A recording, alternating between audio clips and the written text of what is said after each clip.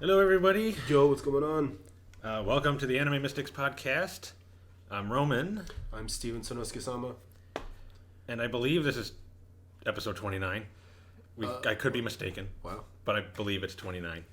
I always lose count. Well, it's 29 on the books, but technically this is episode 3 of the stay-at-home edition. Yes, Yeah. the stay at home. Yes. But, I mean, that's kind of peaking, it seems like. That they seem to be more on top of it. On the way over here, I'm recording this at Roman's location, and I heard on the radio they said that California particularly is really flattening the curve. Mm-hmm. So shout outs to all you Californians. Thank you for your efforts.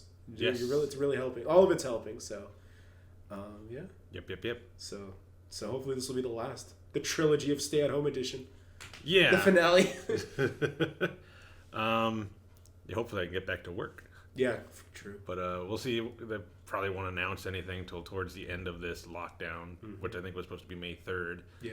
So I'm going to say last week of this, they're going to announce something, whether they'll extend it or end it, at least partially. Right. Because I don't know if they'll do a complete ending of it, because, I mean, it's still out there.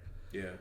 But they'll probably start letting some people go back to work, maybe not as essential, but less essential kind of employees. But maybe not everybody.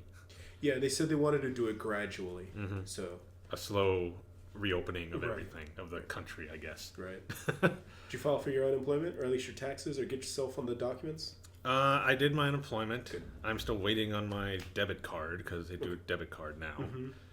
And I know they just started releasing the stimulus checks this week. Yeah. I heard some people got theirs. I didn't. Really? No. As soon as we're done, I'm checking.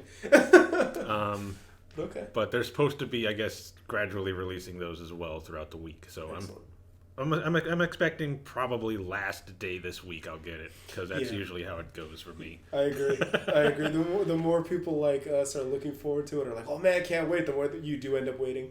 For all I know, they're doing it alphabetically. True.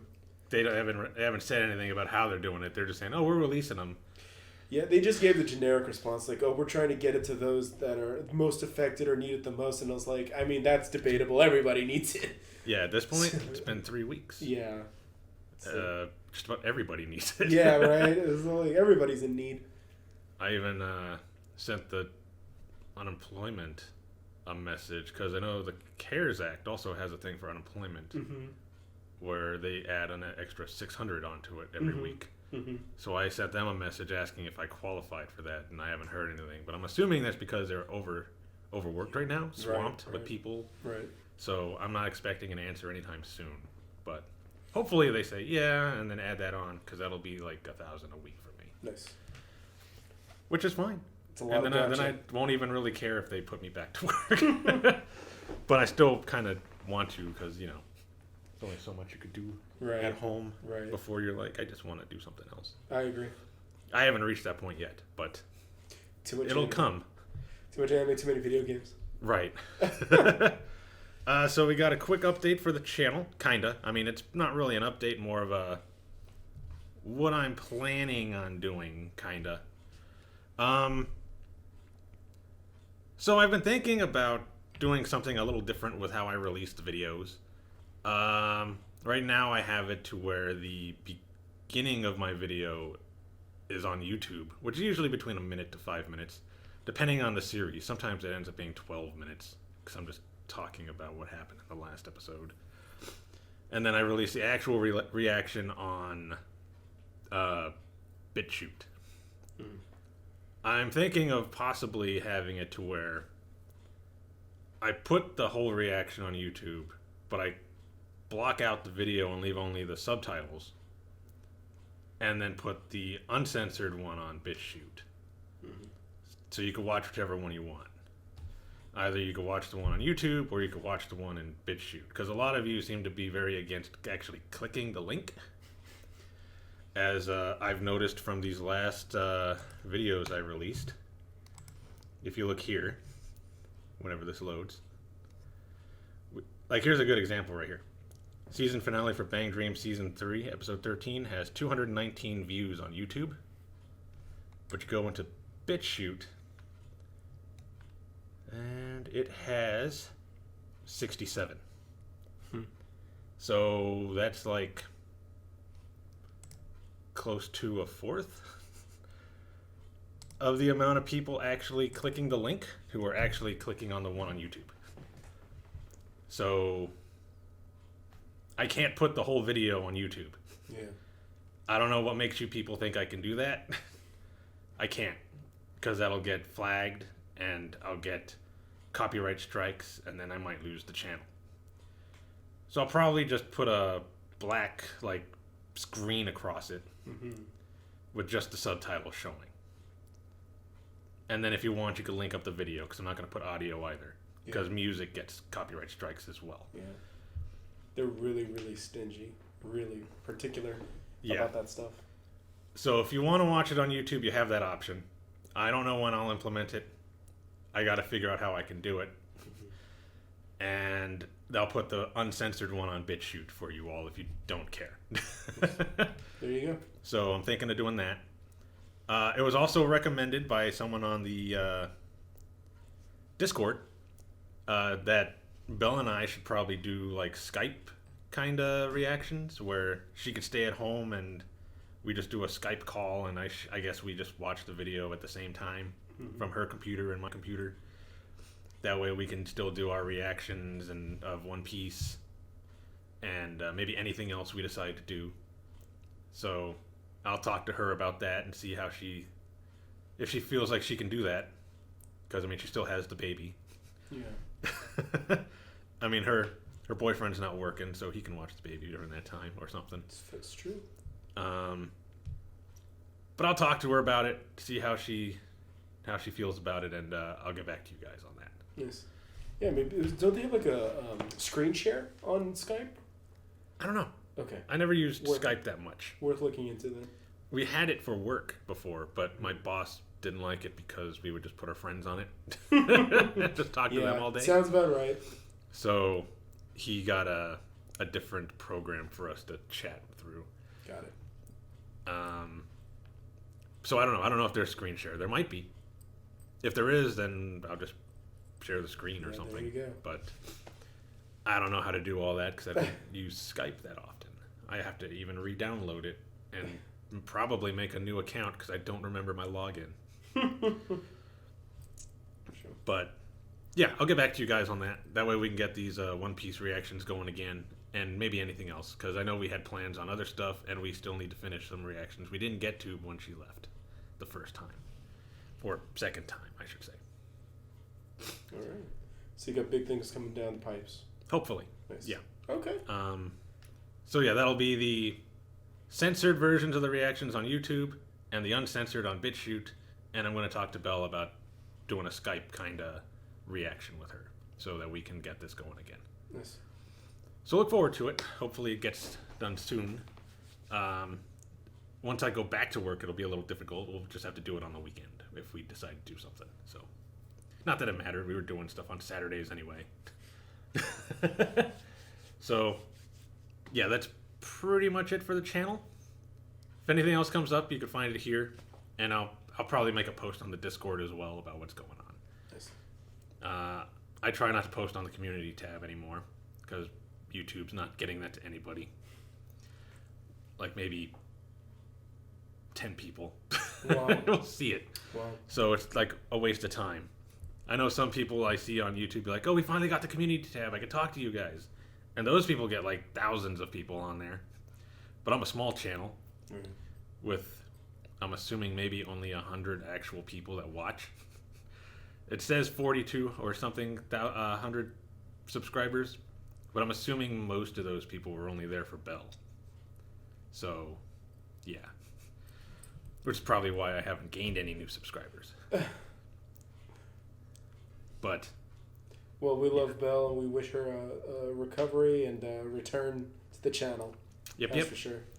So, yeah, she should be back soon once I talk to her and see how it goes. Yeah, make it work.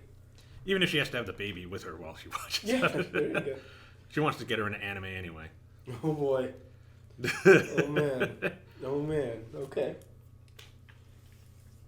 Insert your Boku no Pico memes. No, don't do that.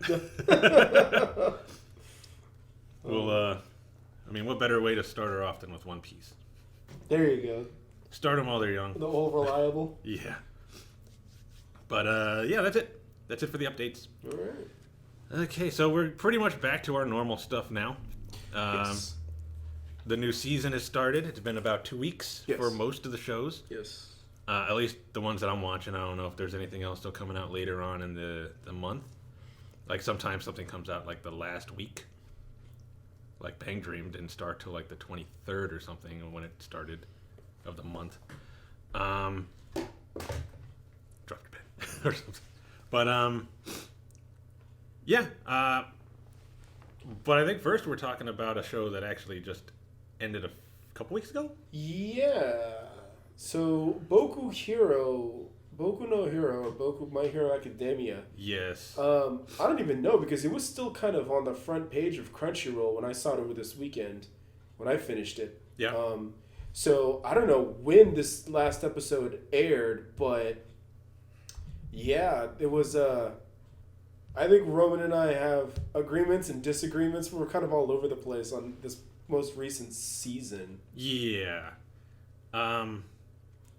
I mean, it's not like it was a horrible season. Mm-hmm. It definitely had its moments. I really liked the overhaul fight. I thought that was, well, at least the last couple episodes of the overhaul fight. And his fight with Lemillion was pretty good. The last episode was really good. A good way to end it, at least. La Brava and Gentle. They were pretty good. I love La Brava. I love her so much. But I feel like there was a lot of, I don't know, for me there was a lot of, at least especially in the first half, things that made me angry. Oh, yeah? Mostly about Deku. Like, that dude made me so mad the first half of the season. What did Deku do? Now, I know that heroes are supposed to rescue people and stuff like that. Okay. That's basically their job, help people. Right. And he joined, was it Night Eye, his group. Mm-hmm. And he and Lemillion were told, go patrol, keep a lookout for this guy, but don't engage him. Right. Don't, try to fight him or anything like that, because I don't think they even knew his abilities really at the time. Right. What does he do when they find him and he sees him with the little girl? He tries to fight him. You don't know his abilities. You don't know what he can do. His ability was basically, he could have killed him at any moment if he would have tried to attack him. He could have got the little girl really injured. He could have got Lemillion really injured. And you're over here letting your emotions get the better of you. It's like, I understand you want to save the little girl, but listen to Lemillion right now, who's trying to de-escalate the situation. Because you can't fight the dude right now. Right. But he's, not listening. And he's really letting his emotions get the better of him here. It's like, just calm down. Remember what you were told. And move on. They're going to eventually get to the guy. You're going to eventually save the girl. Just wait. Oh, God. He just made me so mad. That might be an experience and a training issue. Because he never really was taught how to handle his emotions. He was pretty much just taught how to regulate his powers and how to fight. He's basically figured out how to fight just by actually fighting. But All Might never really told him about the psychology of being a hero. I mean, they're still not telling him. Yeah, true. Do they think he's just going to pick it up? Yeah. Which, sometimes, usually they do. Right. But it doesn't seem like he ever really does, as we saw with La Brava and Gentle. Yeah. He still let his emotions get the better of him. Yeah. And start a fight with Gentle. Right. Which got him in trouble with the dog dude. Yeah. What are you doing? Yeah. Leave that to us. Right. You're still a student. Come on, dude. Stop letting your emotions get the better of you and actually think. You're supposed to be really smart. But you're not showing it in these situations. You're just doing whatever you want. The last time we saw this was called Naruto. Yeah, same thing. Yeah. I don't know. This season, I got really frustrated with him because of how he was. It's like you're depicted as this really smart dude who analyzes all these villains and all the heroes and their abilities and stuff like that so that you can actually come up with plans on how to defeat the people that you're fighting or everybody's dealing with. Unless it's you and something emotional takes over. And then it's like all the plans are out the window. Now I'm just going to do what I want and try to take these people down however I can. Talks over, punching time begins. Yeah. So, I don't know. He made me angry this season. I wasn't too happy with Deku. It's understandable. Everybody else was fine. Like, I didn't have any issue with any of the other heroes, but Deku this season was just irritating. Oh man, poor guy. Like, I had no issue with him the last 3 seasons. He was fine. There were a few times where I can kind of see that he does kind of let his emotions get to him, but he would always stop and think and do his normal thing. But in this season, it was just all emotion. Occasionally, he would kind of think of something, but like even with Overhaul, he definitely would have died if it wasn't for Eri and her ability. His emotions would have gotten him killed. Night Eye would have still died. I'm pretty sure Lemillion would have died too. I think they kind of mentioned that. And he would have got away. All because your emotions got to you. You can't let that happen. That's another thing. But I'll get into that a little bit later with Night Eye and his ability. So, yeah. I don't know. What do you think of Deku this season? Well, I said this unrelated but kind of related, where I ended up liking, in terms of character versus character, I like Tanjiro more than I like Deku. And I think that kind of reflects in the manga sales too. Yeah. And I think that's... If you were to say that Deku is more of a physical main character, then I think Tanjiro is more of a psychological one. That's why they always put that meme of him crying over every villain, because he always sympathizes and understands the motivations of the bad guys he beats up. Yeah. Versus Deku, who's just all like, okay, talk's over, punching time. Yeah. Deku Smash. Deku Smash. There you go. How fitting. But I don't know. I think at the same time too, I just have kind of gone numb to Deku because he's just like every other Shonen Jump main character that we've seen. You know, Luffy, punching time. Ichigo from Bleach, chopping, cutting time. Who else? Naruto, punching time. They all kind of like, they don't think these things through. They're always the hot-blooded protagonist.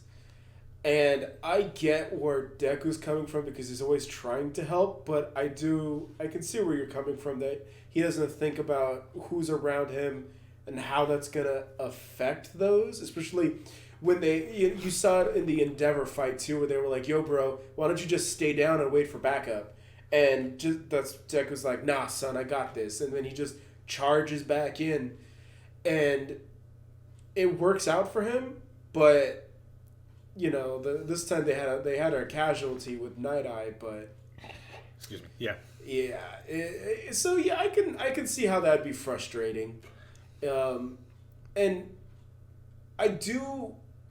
It kind of happened in Naruto Shippuden where they said that they were like, "You're too young, you're too inexperienced," and then always the culmination fights. Naruto always somehow beat guys that were older, more experienced, stronger, faster, smarter than he is, and he just, you know, through sheer willpower beat it. And so I know that obviously it's playing out the same way in Boku Hero because that's the formula. Right. But when they do get to Boku Hero Shippuden, I do want to see if they're still going to be like, yo, Deku, you're still inexperienced. Just like Naruto, because they did that to Naruto too. Even in Shippuden, they still were like telling him, hey, you're still too inexperienced, blah, blah, blah. But he still always solved everything through punching. So I do want to see if there will get to a point where they'll be like, all right, you know what, we've taught you enough, go start punching things. and he will be able to handle things more conclusively. But yeah, I because it's so formulaic, I have grown numb to it, to Deku being like, I have to do this, only I can do this. Even though, just like Naruto, there's like 50 other people with unique abilities. Some might even be more apt for the situation or the scenario playing out, but, you know, hot-blooded main protagonist, gotta be hot-blooded main protagonist, so... Punching time. Deku Smash. I think my issue, like you say, it's pretty standard now, and I agree with that the shonen protagonist is always going to come in and beat the bad guy. What do they call that? Plot armor? Plot armor, yeah. Which I think I even went on a rant about that for Tower of God. Because I gotta watch that. Plot armor was very evident in that one. But I also mentioned, and I'm not this isn't about what you were saying, I'm just saying this just to say it. If you don't go into these shows expecting the main hero to have plot armor, then you're setting yourself up for disappointment. Fair. Because the main character is always going to win. Right. Unless it's like going to further his character, or let's say it's the last episode and he's just going to die. ReZero. Right. Well, ReZero is... he dies all the time. but that's also like what you just said. It does further his character development. Yeah. You know, so, yeah. So... if you don't go into a show like a shonen series, One Piece, Bleach, Dragon Ball Z, anything shonen, and you're expecting to see the main character constantly get his butt kicked and lose and have somebody else come in and save him, you're going to be disappointed. But my issue with Deku in this case is how they built him up. They show him in like the first season as this guy who analyzes everything, looks at, like I said, powers, strengths, weaknesses of all the heroes, of the villains, of all of this. And then in this season, it was like they kind of took that all away and just said, your emotions are now your big thing. Go in there and punch this guy in the face. Yeah. They kind of did that in season 3 with that dude who was on when they went on their summer training camp thing, and he was fighting that dude who was constantly getting his muscle mass bigger. Yeah. They kind of did that with that as well, but then they went back to how he was with his analyzation afterwards. But in this season, it was like every fight he was in, it was just his emotions getting the better of him and just going in and just, as I said, Deku Smash.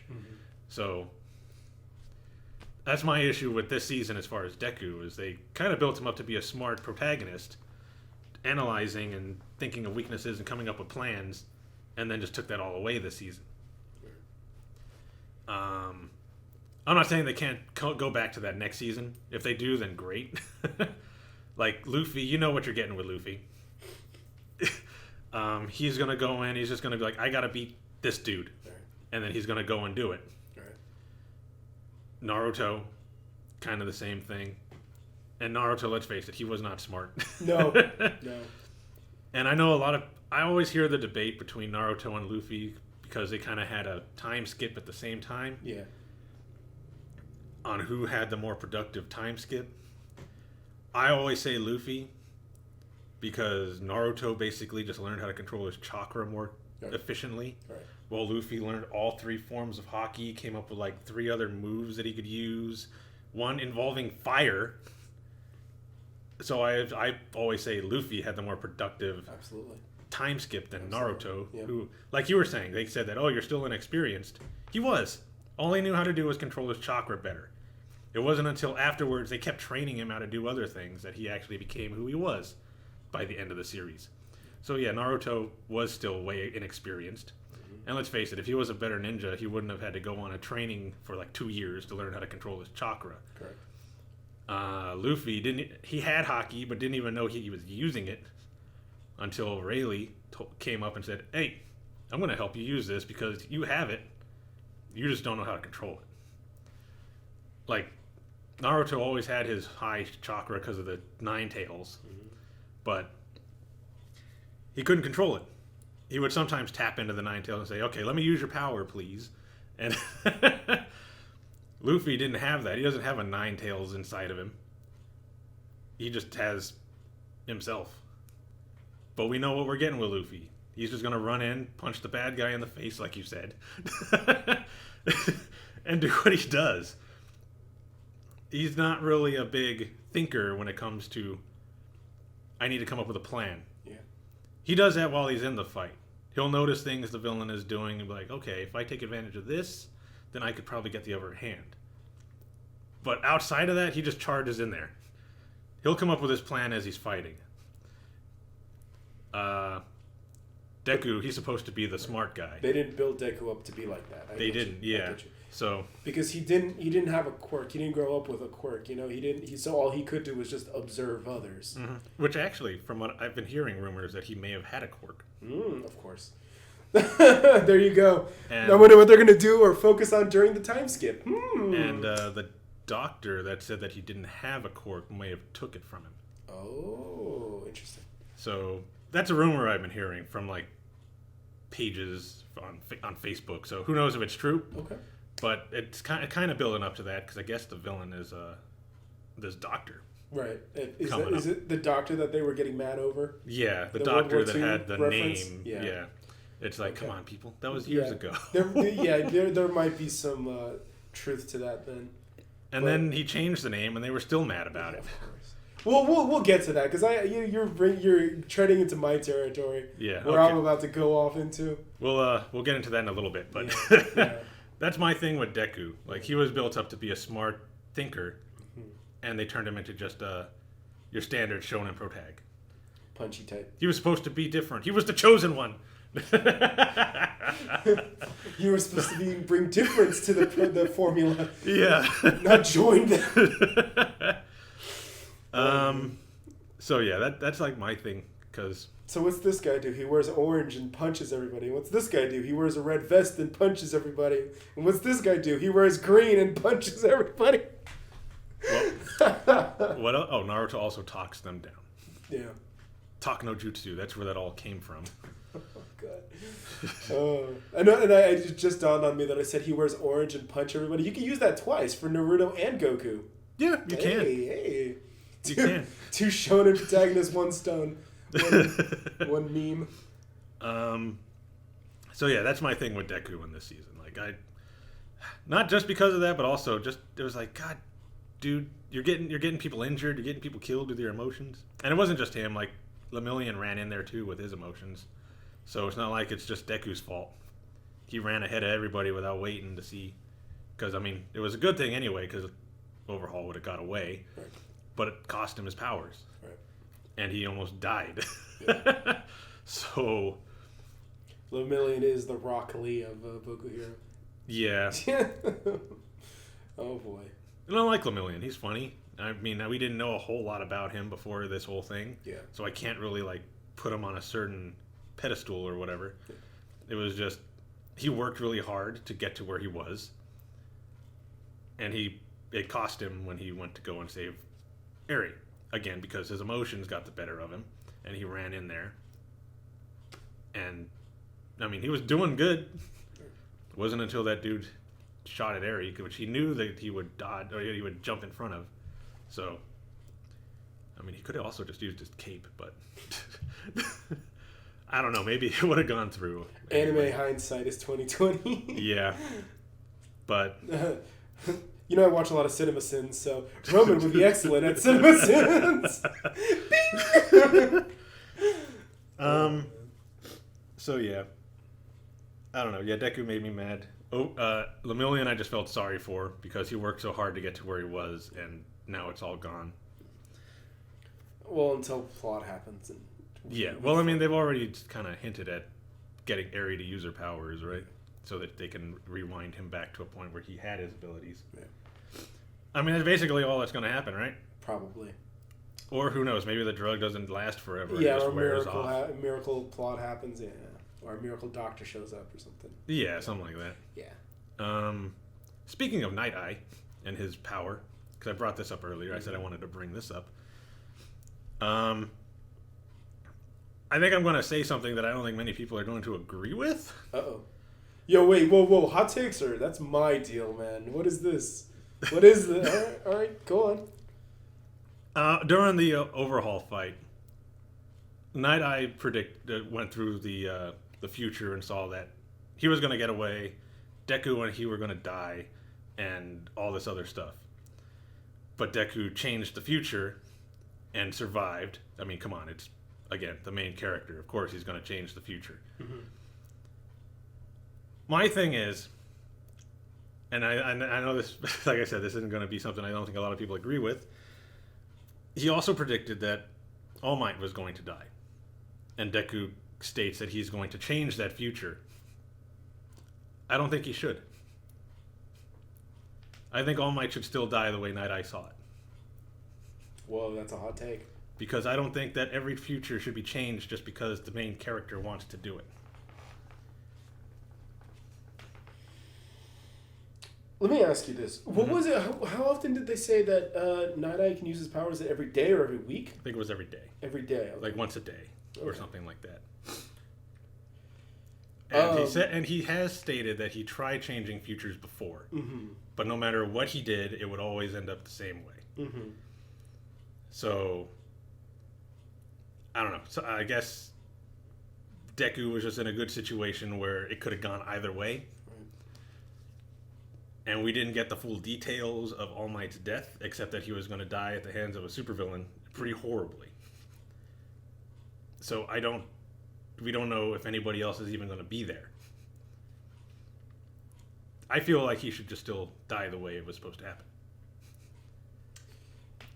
I mean, in terms of a plot to give motivation, sure. Yeah. But I don't. What would be your justification for just axing All Might?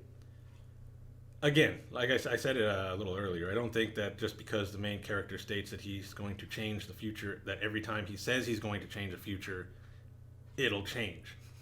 So you want that to be a motivator for Deku? Yeah. Okay. There's also, I know I've heard this in other shows as well, there's a thing called a fixed point in time, where it just happens no matter what. Okay. Like, I think it's a Doctor Who thing, where he's mentioned before that there are fixed points in time where no matter what you do, how you try to change it, that thing will always happen. Mm-hmm. I feel like All Might's death should be one of those kind of situations where it's just a point in time that will always happen to maybe motivate the others to be better than how they are now. I do want to point out that in your observation and your hot take, you are again falling into the Shonen Jump trap, because remember, they killed Jiraiya in Naruto, and then they killed Fire Fist Ace. Uh-huh. So you're okay with falling into the formula again for Shonen Jump? Oh, I have no problem with it. I have no problem with things falling into a formula. Okay. As long as it's something that makes sense. Okay. Yeah, that's fair. Like, my whole thing with Deku was that they built him up to be something that he ended up not being in this last season. Mm-hmm. If All Might dies, it'll make sense, to my opinion. Yeah, and I'm with you. It's all like, if you got to do it for whatever, then do it, but don't do it out of convenience. Right. Don't do it because you want to be an edgy, whatever. Yeah. I don't want him to just die because I like All Might. Yeah. I mean, All Might's great. He's funny. I mean, he might look a little creepy in his normal form, but I like All Might. I don't want him to die, but I feel like it should be something that still happens the way maybe Night Eye saw it. Even if Deku has to witness it, I don't care.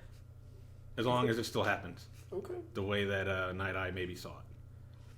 Because again, I don't feel like just because Deku says he's going to change it, it should change. That was something that they tried to do with Naruto as well. Mm-hmm. When he was fighting Neji, he was like, oh, I can change my own destiny and this and that. I can do whatever I want. Which turned out to be false because he ended up being some chosen ninja that was going to unite all the clans. So, no, you didn't change your destiny at all. And I think some people forget that. Because Naruto is great. And, I mean, he's okay. But let's not kid ourselves here. No, I agree. I was always more Bleach than Naruto. But Naruto was whatever. It's a thing, I guess. So, I followed it for a bit. But, I just kind of drifted away. But I'm not going to hate on it or anything. I love the memes and the jokes and the references. We all see it. But, say that it was revolutionary. I don't know. I was into Naruto before I was One Piece. Like, I was watching Naruto all the way up until Sasori. Okay. That was, I think, the first arc in Shippuden when they were after Gaara. Let me tell you this. They killed Jiraiya. If they would have killed Gaara at that point, which, I mean, they did, but they brought him back. Of course. I would have quit the show then. Yeah, you can't kill off Todoroki. Yeah. Gaara, Todoroki, same guy. I mean, it's a good thing they saved Neji till the end. Neji was my favorite as far as the Leaf Village. Safe choice. And then he lasted till the end. I mean, they didn't have a whole lot of time like on him after the time skip, but he was still one of my favorites. Yeah. And then they killed him off at the end. It was like, God dang it. Just killing all my favorite characters. I like Jiraiya. You kill him off with pain. Gaara nearly died in the beginning of Shippuden. And now you kill Neji. The only thing I got out of it was that Naruto actually married Hinata, which was who I wanted him with anyway. Which actually I did read somewhere that the author was stating that he just kind of left hints for Sakura to kind of fool all the people who liked her. He was like trolling you all. It was always going to be Hinata. They actually did a comparison of all the manga panels where it was Naruto and Hinata versus Naruto and Sakura. Yeah. And there was like twice as many Naruto-Sakura things. Well, they were the same team together. Yeah. So it made more sense that they would be on missions and whatnot together. They'd have to be. Yeah. So, of course, they would be in more pains of the manga together versus Hinata, who's, part of another team doing her own thing. But yeah, that's still funny. Yeah. But anyway, that's my, I guess, hot take. Your hot take? Good. You were due for one. You were overdue for one. I was beginning to think I was going to have to do all the hot takes on this channel. So no, you were long overdue for one. No, I've been thinking about this one for a while. It's been brewing. I just had to go through my argument a little bit before I actually stated it. I wouldn't even go as far to say, well, you're not arguing with me. I understand where you're coming from. And I think we're on the same page that as long as it's meaningful, it's like, then let it happen. But don't just do it because you'd be like, ha ha ha, oh, you guys like him, boom, he's dead. Because it's kind of what the JoJo guy did with, what's his name in part 3? Oh man, of course I forget his name. But he killed him off, and then there was a fan outrage. And they're like, "Oh, how can you kill him off?" So he brought him back, and then only to kill him off at the very end when they finally get to Dio's mansion, and then they kill him off anyways. So it didn't really make sense. And then the way he died too was just kind of like abrupt. It was just kind of like, "Oh, he's dead." And there's no gimmick, there's no backtrack, there's no, oh, it was a fake or anything. No, he's gone. He was just dead. And they never really brought it back up either. They just kind of showed him in the end sequence in the clouds thing where they always, at the end of every JoJo, everyone that's dead gets shown in the heavens. And it was just kind of like, oh yeah. The Star Wars thing? Yeah, basically. Where the Jedi Masters show up, like, patting each other on the back. Pretty much. Yeah, so, as long as they don't do that, where he just drops dead, and especially in All Might's case, where it's like he's built up to be invincible, more or less, and for him to just be like blindsided and drop dead, that wouldn't make a whole lot of sense. So if it's impactful and meaningful and done in a sensical way by the universe's standard, by that Boku Hero's universe's standards, I'm okay with it. I can see it happening and be like, oh, that sucks. Yeah. But what you gonna do about it now? So. Yeah, it's time for you guys to step up. Yeah. So, I'm not gonna argue with you. you might get some other people's opinions, but I ain't gonna argue with you. Yeah, but I mean, that's basically just how I feel about it. I mean, I think he should still die, but like you said, if it's something like meaningful way, inspire the rest of the Class A, I guess, and maybe even B. Because, I mean, everybody's pretty much a fan of All Might. Right. Right. Everyone loves him. And everyone respects him and looks up to, Yeah. So, as long as it inspires the rest, I'm going to say the rest of the school, not just A, then go for it. Abdul. Why couldn't I remember his name? Abdul in JoJo Part 3. Yeah. Abdul. So, yeah. But, yeah. Okay. So yeah, that's my thing about Night Eye's ability. I think it should still come to pass for All Might. Because I don't want that whole the main character is going to change everything kind of thing. Did you watch the movie? I haven't watched the movie yet. Me neither. I haven't seen. There's like 3 of them now, isn't there? Because it was like that one with Night Eye, and then there was like one with Deku and Bakugo. I think that's the new one. That is the new one? I think that's the newer one. Okay. I think they've announced the 3rd one. Oh, okay. Maybe that's I think that's what happened. I think so. Let us know in the comments if they announced the 3rd movie. Yeah, I might have to go check them out somehow. Find the other 2 movies. Yeah. I should look to see if the first one is available. I'm sure it is. It's been almost half a year, maybe a little bit more. I'm sure it's out there. And now we gotta wait for season 5. But they haven't announced anything yet. Yeah, that's fine. That's absolutely fine. Plus, with the way I don't know. That was, I guess, one thing I also didn't like about the end of Boku. Like, I really enjoyed the final episode with Endeavor. Mm-hmm. It's definitely a good way to start his redemption. Mm-hmm. But I kind of felt like they should have left it there. Maybe start the 5th season with what ended in the after a credit scene. But I guess that draws people back in for the 5th season, so, whatever. I guess I just didn't like it because it kind of took away from Endeavor's thing and made it focus on Deku again. Yeah, like it was really quick. Yeah. So, like, give Endeavor his episode.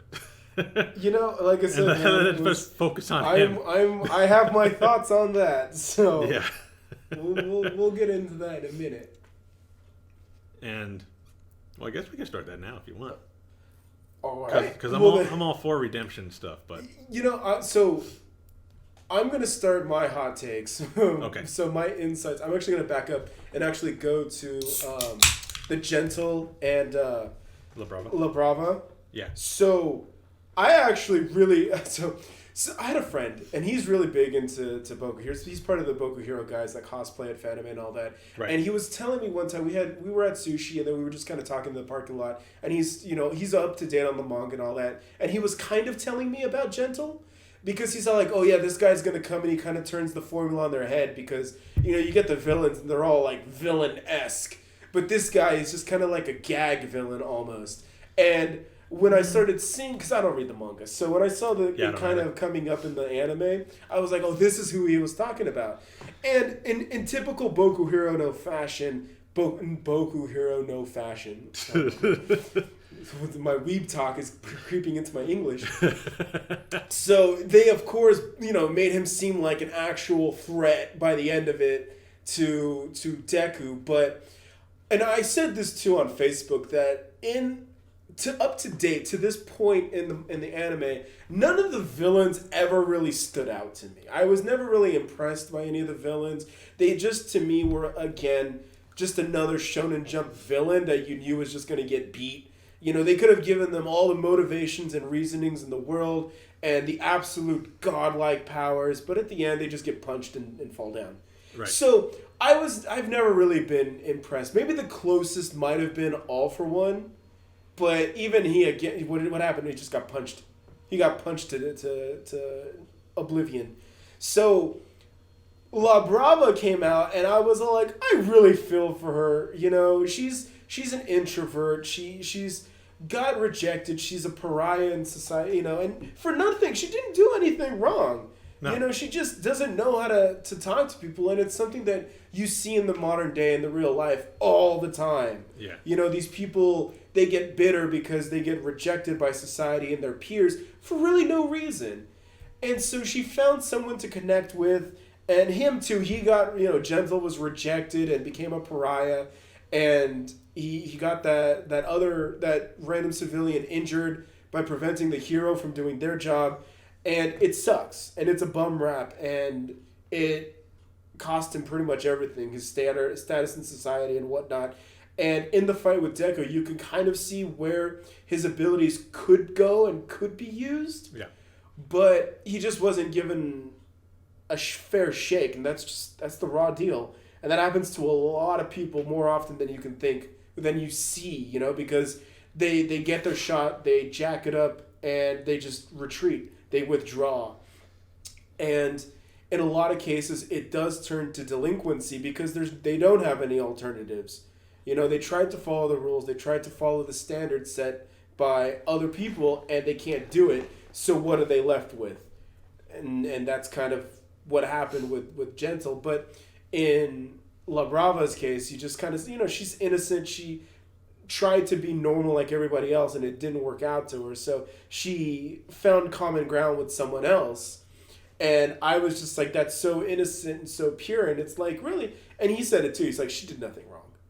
And by her own record, she's like, what's the worst crime I ever did was hack. So I was like, she just hacked. And that was just to find Gentle too. So yeah, I really, really resonated with La Brava. And what's funny is I go and say stuff like, oh, none of the villains were very, very good to me. And the one character that stood out to me was the one who was the less villain of them all. So, and it turns out that she's voiced by Hori Yui. And I was like, oh, well, that makes a lot of sense. Hori Yui is old school, man. She debuted in Love Hina. Oh, yeah. And she was the teacher on Onegai Muscle. Oh, Yeah. okay. So, and then she's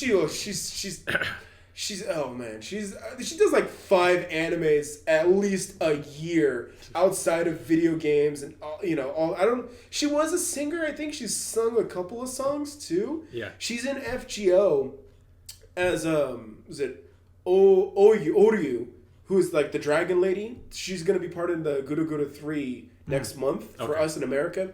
And then she also does Charlotte Corduroy, who is played a big part in the Atlantis chapter of Lost Belle. So she's in FGO as 2 characters at least.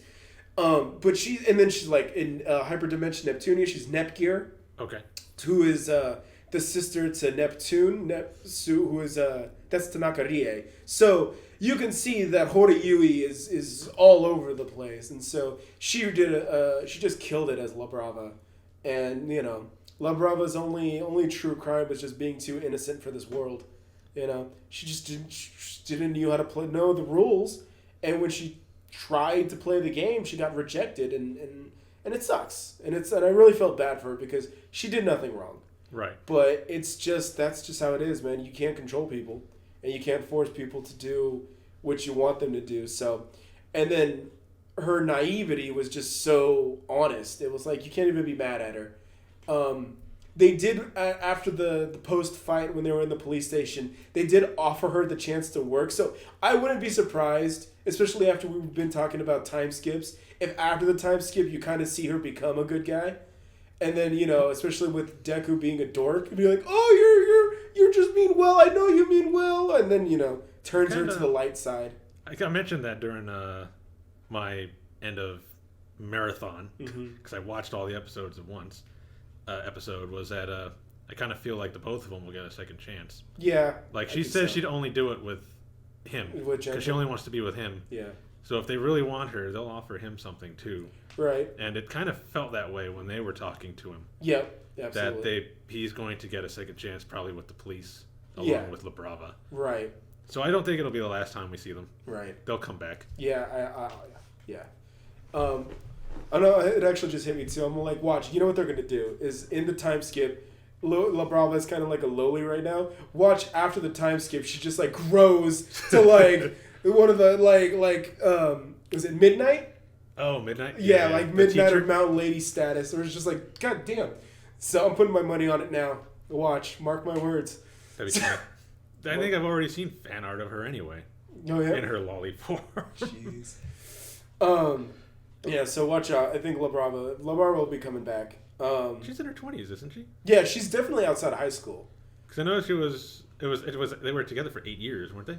Something like that. So, because he was doing petty crimes and stuff. Yeah. Recording it by himself. Yeah. So they're definitely going to get the face turn, and they're going to become good guys. So, and I wouldn't be surprised too if when they do actually become good guys, watch them become Billy badasses.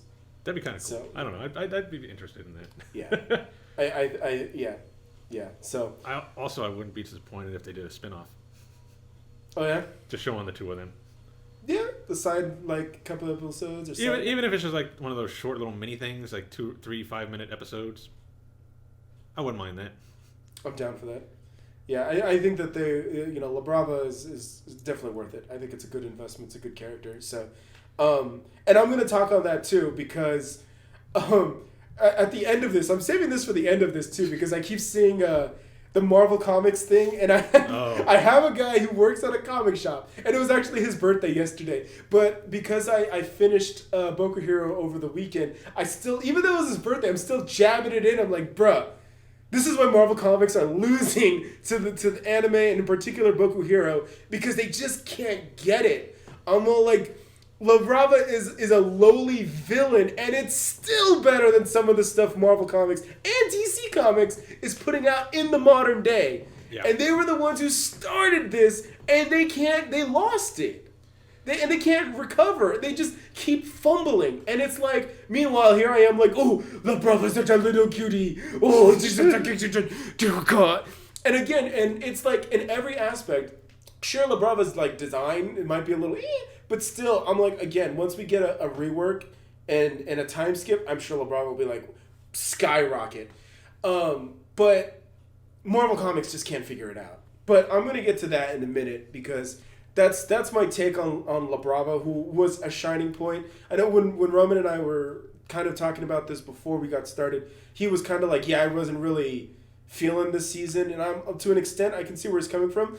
I think overall the season was kind of but La Brava and Endeavor, which we're going to talk about now, were, I think, the shining spots, or at least the two parts that I'm like, okay, those were good. So in a sea of La Brava and Endeavor's redemption arc, I think, were the two shining points. I think I ended up giving it a 7.5. And that's fair. Yeah. That's fair. I would probably agree with that. Why I actually felt Endeavor's thing was important was because, so I remember when that happened in the manga, and that might have been like a year, maybe a year and a half ago now, when people were talking about it. And the issue was that a lot of people, and especially in the midst of what's going on in terms of Hollywood and people getting called out, and call out culture in general, and a certain hashtag that I don't want to say, that's what everyone was coming off of. And again, Boku Hero attracts a lot of these people, a lot of these SJWs and whatnot, because of the diverse cast of characters, because of the issues, and because, again, people connect with heroes generally because it's always like rising above a difficult scenario or difficult situation and going above and beyond and being the hero, being the one that's liked and respected for overcoming hardships. So that's why Boku Hero attracts a bunch of people. So when you see Endeavor, though, everyone was just kind of like, oh, he doesn't deserve a redemption arc. He's a scumbag. Screw this guy. He's the worst. He doesn't deserve to be viewed as a good guy. And it's like, well, why not? And I had this issue, too, because it's like the punishment needs to fit the crime. Right. And he did not exactly murder anybody that we know of. He didn't assault people, air quotes around assault, and you guys know what kind I'm talking about. Was he a jerk? And was he a scumbag and probably words more fiercer than those two? Yes. Absolutely. I'm not denying that at all. But it's also like, you see him trying to be better. You see him realizing, yo, I messed up. I jacked up. I'm good. I'm not that person anymore, though. I want to be better. I want to do better. And he reached out to All Might. He reached out to his son. He reached out to his wife. The only ones he hasn't done it to yet are his own kids. He even reached out to the public when he was meeting with Hawks, and those two kids were like, oh, get his autograph. And he actually walked up and tried to reach out to the kids. So he's even trying to reach out to the public. So in every aspect that he screwed up, he's trying to be better. And it's like, where I'm coming from is, well, why can't he be given the chance? Right. And I've said this before because people, when they do bad things, there needs to be some sort of punishment to get the bad action to stop. Right. But once the bad action stops, there needs to be a kind of recovery process where it's all like, did you learn your lesson? Okay, then prove it. And if not, the cycle will never break. You know, they do something wrong, just like what we just talked about with Gentle and La Brava. They never see the light at the end of the tunnel because it'll just be like, why try? People are just going to hate on me. And if you don't give these people the opportunity to reform and do better, they might even be better. If they're never offered the opportunity, though, why should they try? You'll never accept them. You'll never forgive them. then you'll never break the cycle. Right. And it would just be easier to do things you'd be certain of than to try something new. And that's where it is with Endeavor. And that's why his kids were shocked. They were like, yo, is this the same guy? And it's all like, yeah. You know, he's seeing that, yo, I screwed up, but I can be better. And again, I also want to say too that there's limits. I'm not saying that all crimes should just be given a pass. I'm not saying that at all. No. It just, there are levels and there are opportunities for redemption and within reason.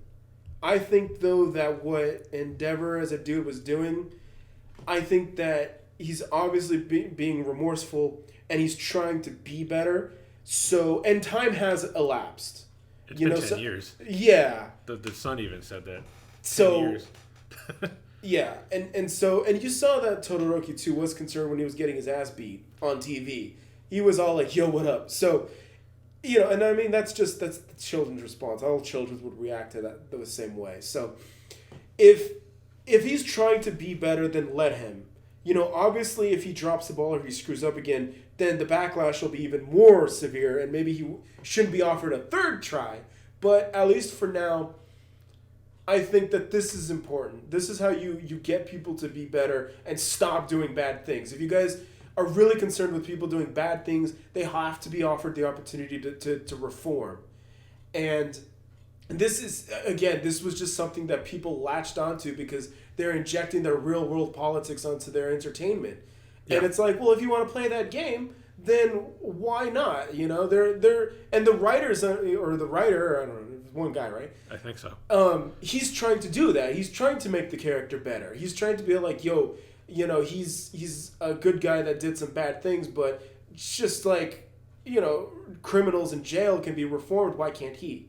So especially since he's understanding the stakes now, and when he didn't need to understand that he was doing bad, whatever. But now that he's all like, yo, now the spotlight's on me, I need to be better. He's trying to be. And why should he not be allowed to? Oh, well, he was a dick 12 years ago. Fine, that was 12 years ago. 12 years ago. It's the same situation as those people who pull up tweets from like 20 years ago from somebody. Right? And like, look at what this guy said.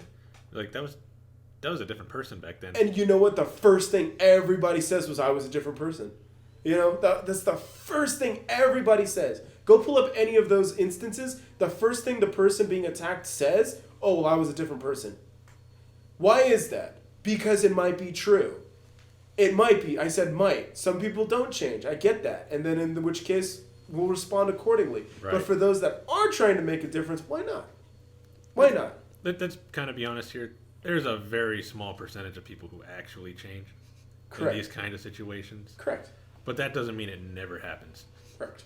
It's just that most of you people, not just, I'm not talking to you. They know what you're saying. You know what I mean. They know what you mean. Just a general you people. Yeah. Are like, you see what they did and you're like, there's no, we're not forgiving this guy for nothing. Right. Or this girl or anybody. Let's be gender equal here. Because it goes both ways. Yeah. Just that guys get the most of it because it's more open with them. Right, yeah. But if the person is genuinely trying to be a better person, I think they deserve a second chance. So do the victims. The victims deserve to be allowed the chance to forgive the person too, or at least be recipients of the reformation of the person.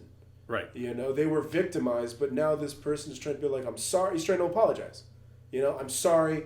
I was out of control, and I want to make it up to you. Do those people need to accept it? No. But should he be given an opportunity to try? Absolutely. Mm-hmm. I'm okay with that. You could be as, like, you could push them away if you want. Yeah. So, like, the first time, however many times you feel you need to, until they've actually proven they are a better person. Right. And you feel like, okay, I think I can forgive them, let them back in. Right. You know, because we're not saying you have to forgive them. That's just, you know, if you feel like you can, Yeah, do it. It's up to everyone's individual scenario and situation and feelings and internal struggles. So it's not easy, and we are speaking very heavily in generalizations. But absolutely, if you never give these people the opportunity to try to be better, then they'll never have an incentive to do it. They'll never try to be better. They'll just keep being scumbags. Right. It's easier to do what you know than to try something different. Yeah, like you said, why even bother changing if they're not even going to give me a chance? Right. So. And with Endeavor, I mean, apparently his wife she's not up to meeting him, but it looks like she's getting to the point where she could forgive him. Right. She knows that he's trying. Yeah. She's come by. He's dropped off flowers that she mentioned she liked once when they first met. If you really didn't care about that person, you wouldn't remember anything like that. Right. So he obviously he cared about her. Right. Ever since, I think, season 2, he's been trying to make it up to Todoroki when he got him into his agency. He's been trying to make it up to him. He went to in this season, he went to his training thing to watch him. And, he made himself very known by constantly yelling his name. Where he also talked to All Might to figure out how he can be a better number 1. Because now that All Might's gone, somebody has to be the symbol. Which, how stupid was that news reporter also? Yeah. Why would you say something like that on the news? Yeah, Anyway. Drama. Increase those clicks. He's trying. Seriously trying. So, I feel like he deserves his redemption. Yeah. But at we'll least see. The opportunity for him. Yeah, at least the opportunity. Yeah. If he's at some point in the future reverts back to what he was, then forget it. You're done. You're over. You don't get another chance after that, because you're not going to change. Right. So, but right now, I think he's doing a good job trying to prove that he's different, getting there at least. Yeah. And it's not even like you needed to think about the symbolism between him fighting this Nomu. He stated it at the end. You were me in the past. And now this is like him burying that. Because he wants to be better. Has to be better. And some of y'all are just not even having it. Some of y'all are just like, nah, whatever. Get out of here, old man. It's like, oh my God. And it felt like, and what's also kind of narrow too is when you think about it like that, you're not even, again, you're ignoring the victims who should, be getting something better. Right. And just by saying that, well, no matter what you do, you're never going to be good enough. Again, that's not, what if he's trying to make it up to the victims, to the people he wronged, and you're just like cutting them at the knees, just be like, well, that's not good enough. And it's like, that's not your call to make. That's between him and the people he's trying to make it up to. In this case, his family. Yeah. So. The only one who was kind of not kind of having it was Natsu. Yeah. The brother. That was because he's like, I don't really know him. Right. So I don't really care what happens to him. Right. But he can't just go around acting like he didn't do nothing to you. Right. Which is true. And he's not really. He's trying to make up for it. It just depends on when they feel like it's enough. And even that guy, he was in the car, all worried for him when he was getting his butt kicked on TV. The guy who stated, I don't care what happens to this guy. It's still his dad. Yeah. It's still his parent. So. Did you hear the rumor about Dobby being one of his kids? Really? Yeah. Apparently there's a rumor that Dobby is a son of his. Oh, boy. Oh, drama. So. Endeavor. So many rumors. Endeavor. So we'll see. And again, so this brings me back to the final point too. There's a reason why I did La Brava first, then Endeavor, and at the end of it, because we went and discussed this whole thing, and then at the end I was like, oh, it's Deku in a dream. Yeah. So that's the end. And so at the end, I think that it's stuff like this. It's Insight and Night Eye and Endeavor and all of this that is right now is why Boku Hero is just killing Marvel and DC, man. And it's like, I keep hearing things, dude, I still see more videos about Safe Space and Snowflake, and I saw another video about Gotham High, and it's like, This is why they're losing. This is why they just can't figure it out. And Boku Hero is just like, I don't care about any of that. I'm here to do good storytelling with interesting characters. And I mean, they took a background character like Jiro and made her interesting. And I'm all like, you guys just can't... What is going on at Marvel and DC? You know, I'm not even trying to be an obvious weeb here, because I was invested in the MCU for 11 years, ever since Iron Man 1 in '08. Right. I've seen every single MCU film in theaters. Even the ones I didn't care about, like Thor 2 and 3. Right. So, Black Panther, Captain Marvel. I still went out and still paid money to go see them in the theaters because I was that invested. I was like, I want to support these guys. They do provide me entertainment. But the comic books themselves are garbage. It's just bad.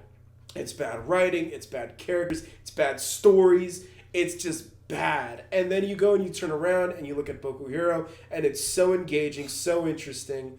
And, you know, even the animation studio is the same studio that animated, it was Bones, right? Yeah. They're the ones that did Cowboy Bebop. So you already know that they're good with fluid action. Yeah. So I just, you know, and it's not that I even want to talk smack and be like, ha ha ha, burn, baby, burn. No, I want them to do good because I would like to see good American comics become good movies. But yeah, then even the movies that they're writing about and talking about, it's like, I think some of them need to just start looking at Japanese media.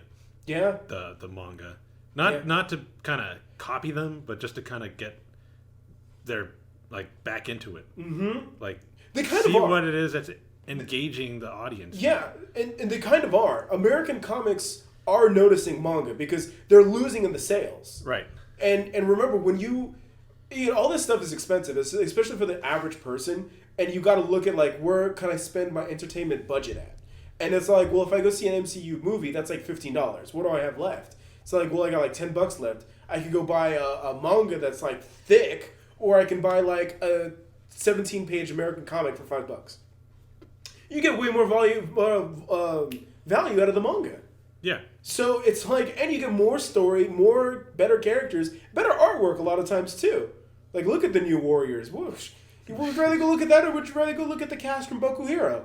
You know? It's like, are you kidding me? Yeah. So they're just beating them on all fronts, and that's why they're losing sales. Not to mention that comic shops themselves are going out of business. Especially with them being shut down. Yeah, it's garbage all around, but they won't stop. They just can't. I don't know, maybe it's ego that they don't want to admit that the Japanese anime and manga are just whooping them right now. And they're like, well, we're legacy. We've been around since, the 50s and the 40s. And it's all like, yeah, you started it, but you're not innovating it anymore. You're losing to these people. They just got here and they're beating you. And they're beating them. What's funny enough is they're beating them with their own formula. Boku Hero is just anime X-Men. Yeah. Okay? It's literally what it is. It's all it is. All for one. You call him All for One. I call him Magneto. So, you know, it's like, tell me I'm wrong. Tell me I'm wrong. So, you know, and then everyone centers around All Might, Professor Xavier. Okay. So, you know, they're beating them with their own gimmicks. And they just won't stop. They just won't stop. And it's like, wow. You know? Even in the, I guess you could also say even in the LGBT kind of way too. Mm-hmm. Like, comics, they seem to be very, look at what we're doing. We're so progressive. Yeah. Well, comics, they've been doing it for years, and they don't have to point it out. Like, look at what we're doing. They're just like, this character's gay. Okay. He's just one of the other characters. They don't make a big deal out of it. You don't need to do that. You make a good character no matter what, whether they're gay, straight, lesbian, trans. There's trans people in My Hero. Mm-hmm. That dude with the cats, wasn't he trans? Yeah. Yeah. Good character. With the Pussycats? Yeah. Yeah. He's a good character. And they came back at the end of the season 2. Yeah, I was glad they came back. I was a little worried about the one that got injured. It's like, good to see she's back. Even if she's just typing. Yeah. She's still helping. Mm-hmm. But Yeah, he went by woman pronouns or female pronouns. Yeah. Yeah. You don't need to force it. Just do it naturally, and people will still read your stuff. You don't need to try to be like, look at what we're doing. We're being progressive. I know that's, I don't know, in America it seems like that's the kind of thing a small amount want. I know. Because you only see it on like Twitter and Yeah. maybe, what is that one other thing called? Reddit, Facebook, No, not that one. Not Instagram. What is that other? Tumblr. Tumblr. Yeah. That's like where you usually see that stuff. The regular people that are reading your comics, just put them in there and make it like natural, and they're not going to care if the character is trans or what. The character, was it Rocklock? He's in a mixed race relationship. Yeah, his wife was white, right? Yeah. They have a baby. Nobody cares. Nobody cared. Nobody brings it up at all. It was just it's natural. If you do it natural, Yeah. nobody's gonna care. Yeah. If they're whatever you make them. Yeah. That's what people mean when they say just make a new character. Like if you don't change our old characters into being gay or whatever, make a new one, but make it natural. Yep. Make it seem like he was always there, or she was always there, or they were always there, and it'll just naturally happen. Yep. People will still read your comics. People will be interested in the characters. Just don't force it, like you're doing now with this whole New Warriors thing. I mean, Jesus. Yeah. Could you be any more obvious that you were trying to be progressive with this? Yeah. It's disappointing, you know. And again, I'm not even saying this is a giant weeb too, because in particular too, I want to go back and also reference the 2008 Iron Man was also significant to me because that literally saved Robert Downey Jr. I think more than just his acting career and him in Hollywood, that might have saved him as a person. Because again, you want to talk about redemption arcs. They actually now reference his story in Psychology as the Reformation process. Someone who couldn't go any lower. What was he doing? From like 2000 till 2008, nothing. He wasn't even a name. He was basically blackballed from Hollywood. Yeah, and he got a shot, he took it, and now look at him. To the point where he didn't even have his rights here in California anymore. Yeah. Couldn't vote, couldn't own a gun, couldn't own a driver's license. All of those. Because he wouldn't stop doing drugs and making a mess. So they stripped him of everything. That's almost basically his dignity. Yeah. Imagine you were in Hollywood. He was with Rodney Dangerfield in the 80s. In Back to School. Yeah. And then he's with Tommy Lee Jones and Wesley Snipes in U.S. Marshals. He's with these big name actors, and then he can't even drive a car. He has to ask for a ride. Yeah. Look at that. And now look where he's at now. In 12 years, the recovery he's made. So, again, I am very invested with the MCU and all that. I don't want to have to be like, you made a character named Snowflake in Safe Space. But come on, man. You're getting destroyed by Boku Hero. And I'm like, oh, you know what? But at the same time, yeah. And the thing is, too, is I always come back to this because it is overarching. You know, because they put their tendrils in Resident Evil. They put their tendrils in Final Fantasy. They're trying. And Funimation, they claim now, is getting direct seats on anime companies in Japan. Yeah. And it's like, do you just want to burn it to the ground? So they're beating you, so the only thing you can do is try to infiltrate it and then just, you know, try to get them to burn it from the inside out. And it's like, no. The people, the fans won't stand for it. No. And that's why they figured it out and called them out so fast. And you see it too, because all these shows are now going straight to Funimation and skipping Crunchyroll and Amazon because they're trying to get in there and push their agenda. I think 4 or 5 out of the shows I'm watching are all Funimation. Yeah. They're trying, man. They're you know, and props to them, you know. It's not even for lack of trying, you know, because that's what you do. And I was a huge advocate of that too. If you want to make change, you have to do it from the inside out. Right. But at the same time, your vision is not going to align with my vision, so there's going to be a problem. So props to you, but if that's how you're going to act, I'm going to respond accordingly. And here we go. Let's leave them to do their thing. Yeah, so, and when they get money and those Japanese companies are like, you are costing us money, kick rocks. Yeah. There you go. So, I was watching a Death Battle and I actually heard the English voice for All Might and I was like, oh. Oh, it's Sean Shyamalan. Not the first time I've heard it. Oh, man. So bad. when I first started watching it, I was watching reactions to the All Might Nomu fight all the time, and a lot of them were doing the English voice version of it. And I was just like, God, why? No, so bad. That doesn't sound heroic at all.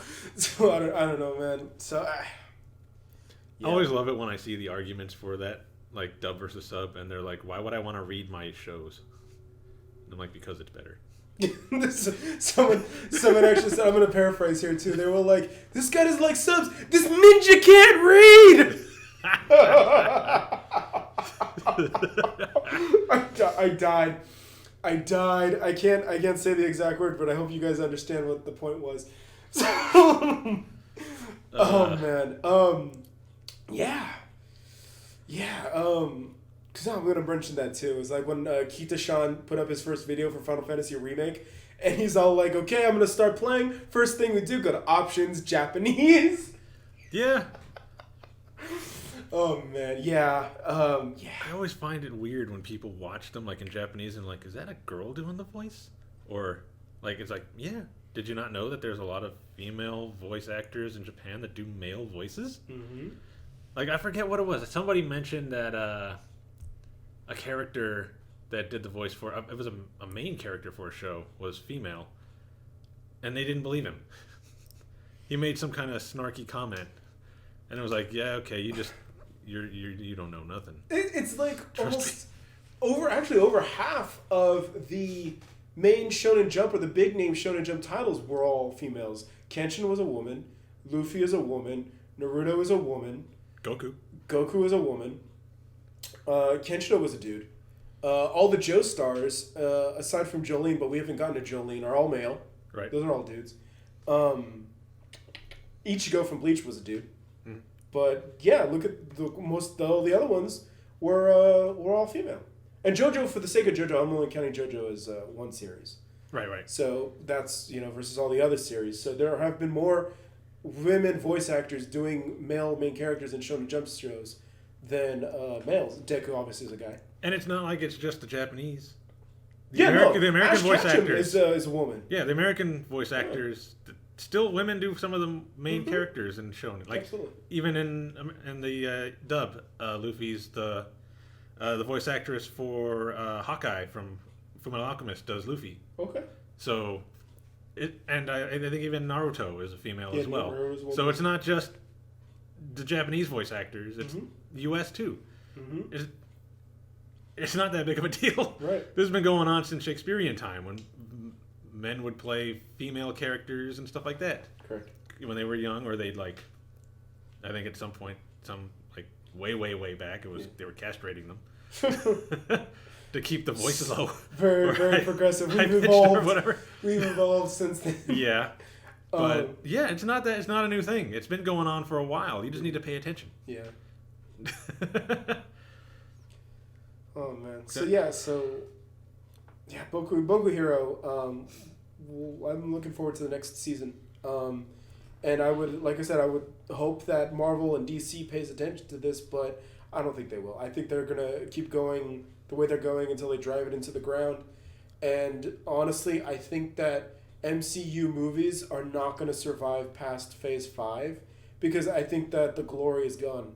Thanos came and he went, and that's it. They're never going to get to that peak or that level ever again.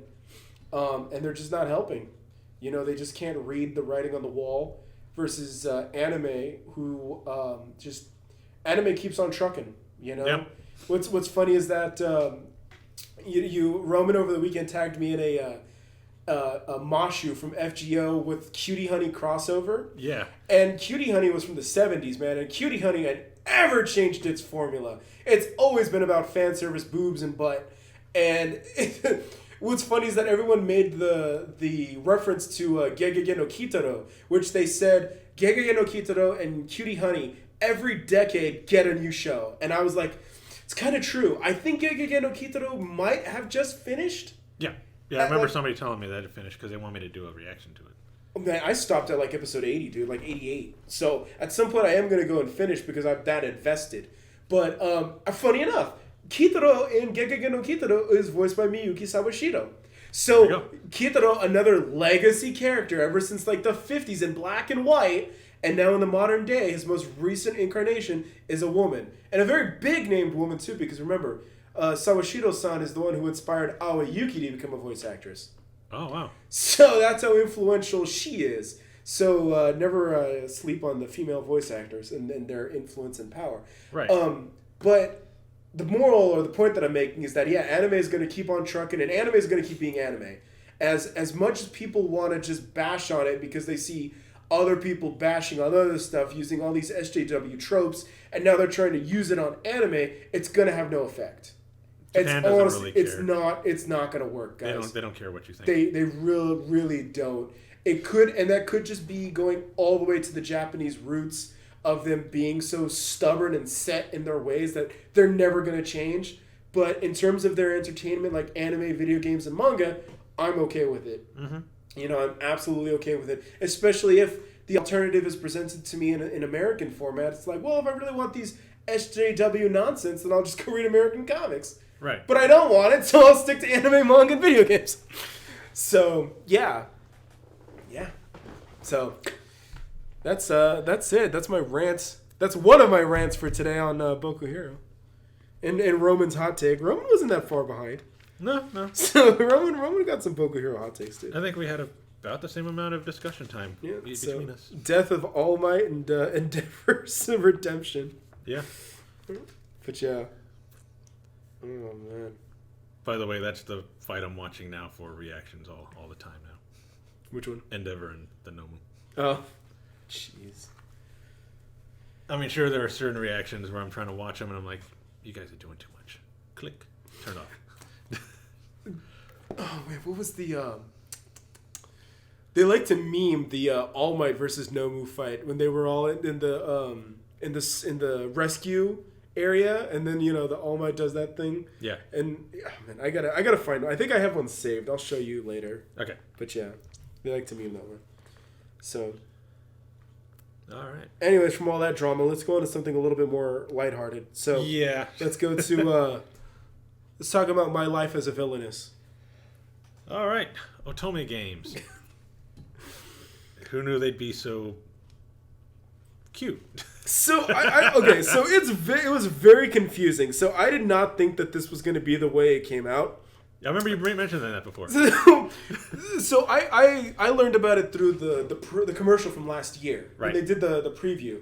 And I was just like, okay, this might be kind of funny. I thought that the main character was going to be a bad guy and stay a bad guy and just kind of like still try to be a jerk, but still like try to change the influence. Like still be evil and still try to win, still being evil. I was wrong. I was utterly and completely wrong. And so, I liked the way that the main character, Catalina, looked. I liked her design. I think that really caught me. And as a trope, I'm always in the Ojo-samas anyways. Right. I think the first Ojo-sama that I ever actually didn't like was the one from Boku Hero. The one that was in the beauty contest. Oh, her with the super long eyelashes. And she actually did the oh ho ho, and I was like, ugh. I was like, I finally found one I'm not into. Amazing. It had to happen. Eventually the streak was gonna end, but yeah. There's always gonna be at least one. Yeah, she made me regret my choice. Yeah, somebody said it best, and it's on my Facebook too. He goes, I was expecting oh ho ho ho ho, but I found oh ho ho ho wholesome instead. And I was like, yeah. Because so it's an interesting take because it's like harem, otome game style, but it's also isekai. Yeah, because she's brought from our world into a video game. Right. So yeah. And it's an interesting take because instead of her perspective of being a bad character and staying bad, instead she's a good person who's in a bad character, and she's all like, I'm going to reform this character so I don't die. Exactly. and in essence save myself. And maybe not get exiled as well. Right. What's interesting though is it does kind of flip the isekai trope, because most of these guys, like remember when you think of Subaru or Kazuma, it's like they're a NEET, you know? They don't really have real world experience. They have not too many friends, or at least they claim they don't have that many friends, and they're life inexperienced. But this one, Catalina doesn't seem like that. Like, she was like climbing trees, and she had friends, and she has lots of experience with the real world and going outside and doing stuff. It just, she was up too late playing her Otome game and didn't pay attention and got isekai'd. Mm-hmm. So was it a car this time? I think it was a truck. I think it was still a truck. I think it was a truck. Okay, yeah. so the truck got another victim. Yeah, the truck got another notch on the belt. Okay. But it was like, but she's like, and again, going back to Kazuma too, it's that she's totally not a scumbag. You know, Kazuma's a scumzuma. But it's like she's not a bad person at all. Like, you know, when bad things happen to Kazuma, you're just kind of like, hey, you kind of had it coming. But, you know, or even Subaru, where it's just like, Subaru, your hubris is getting ahead of you, and then he kind of eats it, and you're like, well... So, you know, but that's not... You don't see that with Catalina. You see, like, you want her to succeed, and she's genuinely a good person. As long as she's not trying to steal other people's fiancés. Correct. You know, well, she's surrounded by ikemen and beautiful dudes, so, you know, it's just being her womanly instinct. So to go back and give a little more insight too, when I was hanging out in at the Kinokuniya, and I was just kind of like looking through, and then they actually had the manga there for sale. Right. I was like, you know what, I'm gonna buy it, and so I picked it up, and I was like, I want to figure out what's going on, what's this all about. And I started reading it, I was like, this is nothing like what I expected. And I was expecting, again, to be like, you know, this chick is evil, and she's a bad guy through and through, and instead she's genuinely a good person that wants everyone to be happy. And it's like, the first two episodes, as of this recording, actually covered about 2/3 of the first volume of the manga. Okay. So they still have one more character and one more female character to introduce, and of course she befriends both of them as well. Right. But the next girl that they introduce actually also is this universe's equivalent of a Fujoshi, where she is, you know, she gets involved in books, she loves reading, and she's introverted and always gets wrapped up in the world and whatnot. But originally in the, was it Princess Lover? Or Prince Lover? Is it? Princess Lover, I think. Something like that. Yeah. These last two characters were like BroCon and SisCon. So the rival character was actually the last dude's own sister.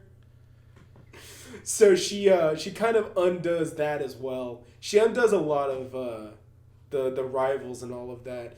And the manga actually ends with them actually talk about time skips, where they're actually in their teenage years and they actually go to the Magic Academy, where the game actually takes place, where the Princess Lover actually takes place. So taking about 3 episodes to set that up, that's about right. They did, one of the things that they did skip over, at least so far in the anime, is they didn't really go too in depth into how the magic works. Right. They did mention that she's able to raise the ground and make little bumps, which is something they talk about. But they actually talk about the breakdowns and the classes and how the different magics all work and how people have they're born with different affinities to magic. Right. So they go more into that in the manga, but they might do that maybe closer to like when they get to the Magic Academy or whatever.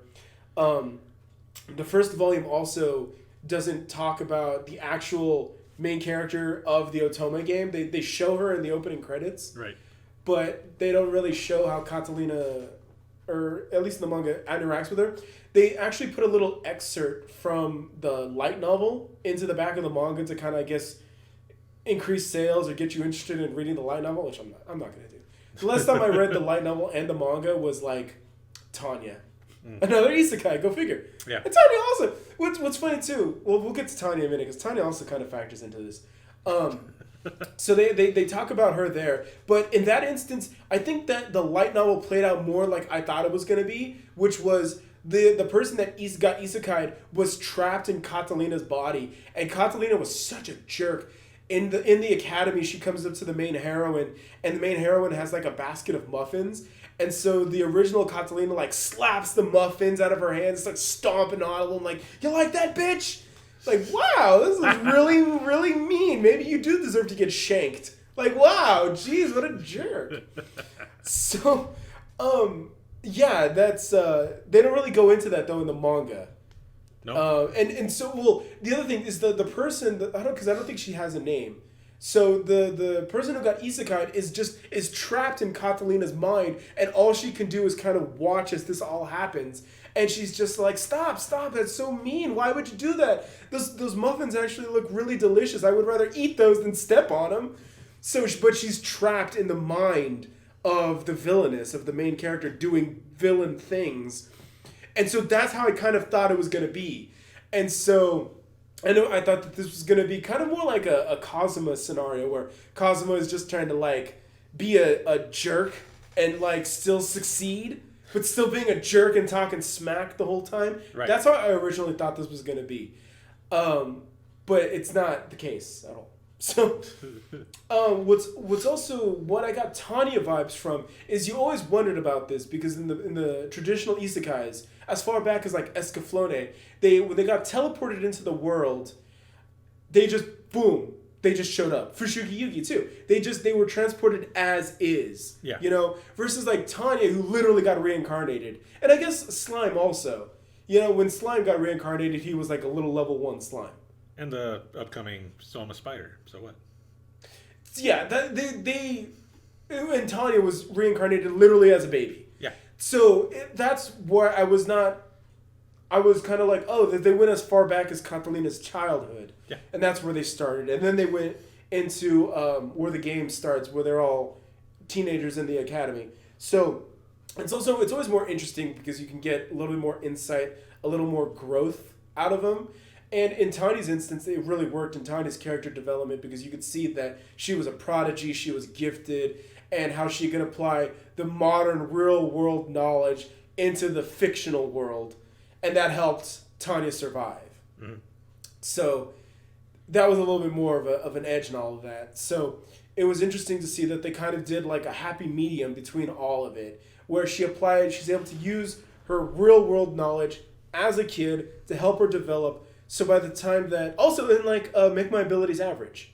That was something else where I was just kind of like, you know, how did she become so OP? And I was like, oh, you know, she's kind of happened naturally. They don't really dwell on it. She was just born in the world as a baby, and then boom, now she's OP. That was another one where she hit her head and remembered everything, right? Mm-hmm. Yep. Yeah. Yep. So many isekais, damn. Isekai Quartet's going to be crazy next year.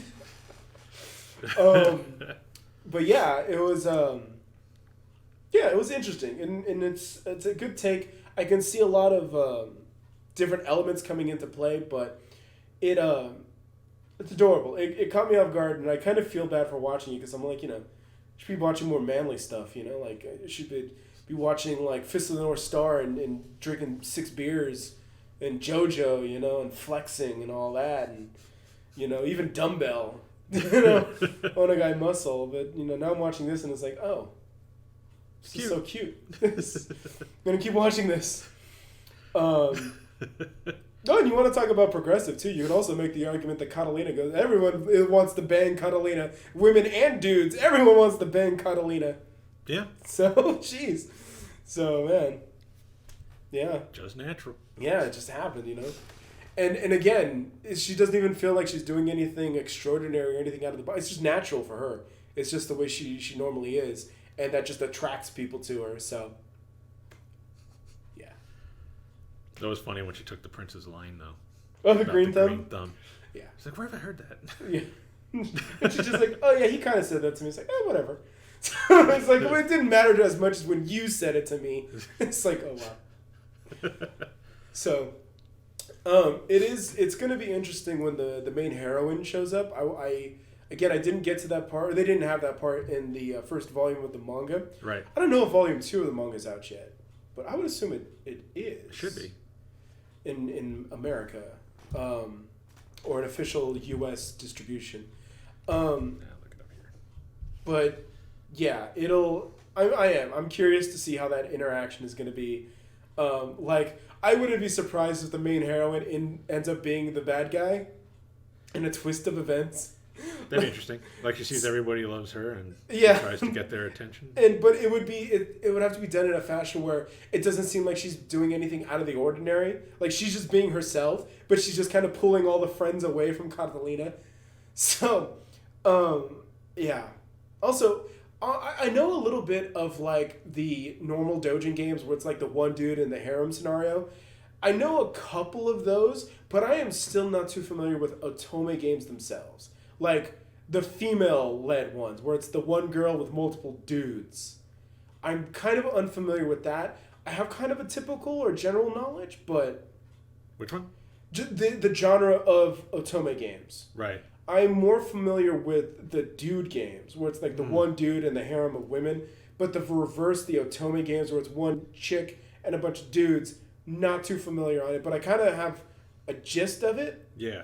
So, yeah, I'm kind of learning as I go along with my life as a villainess.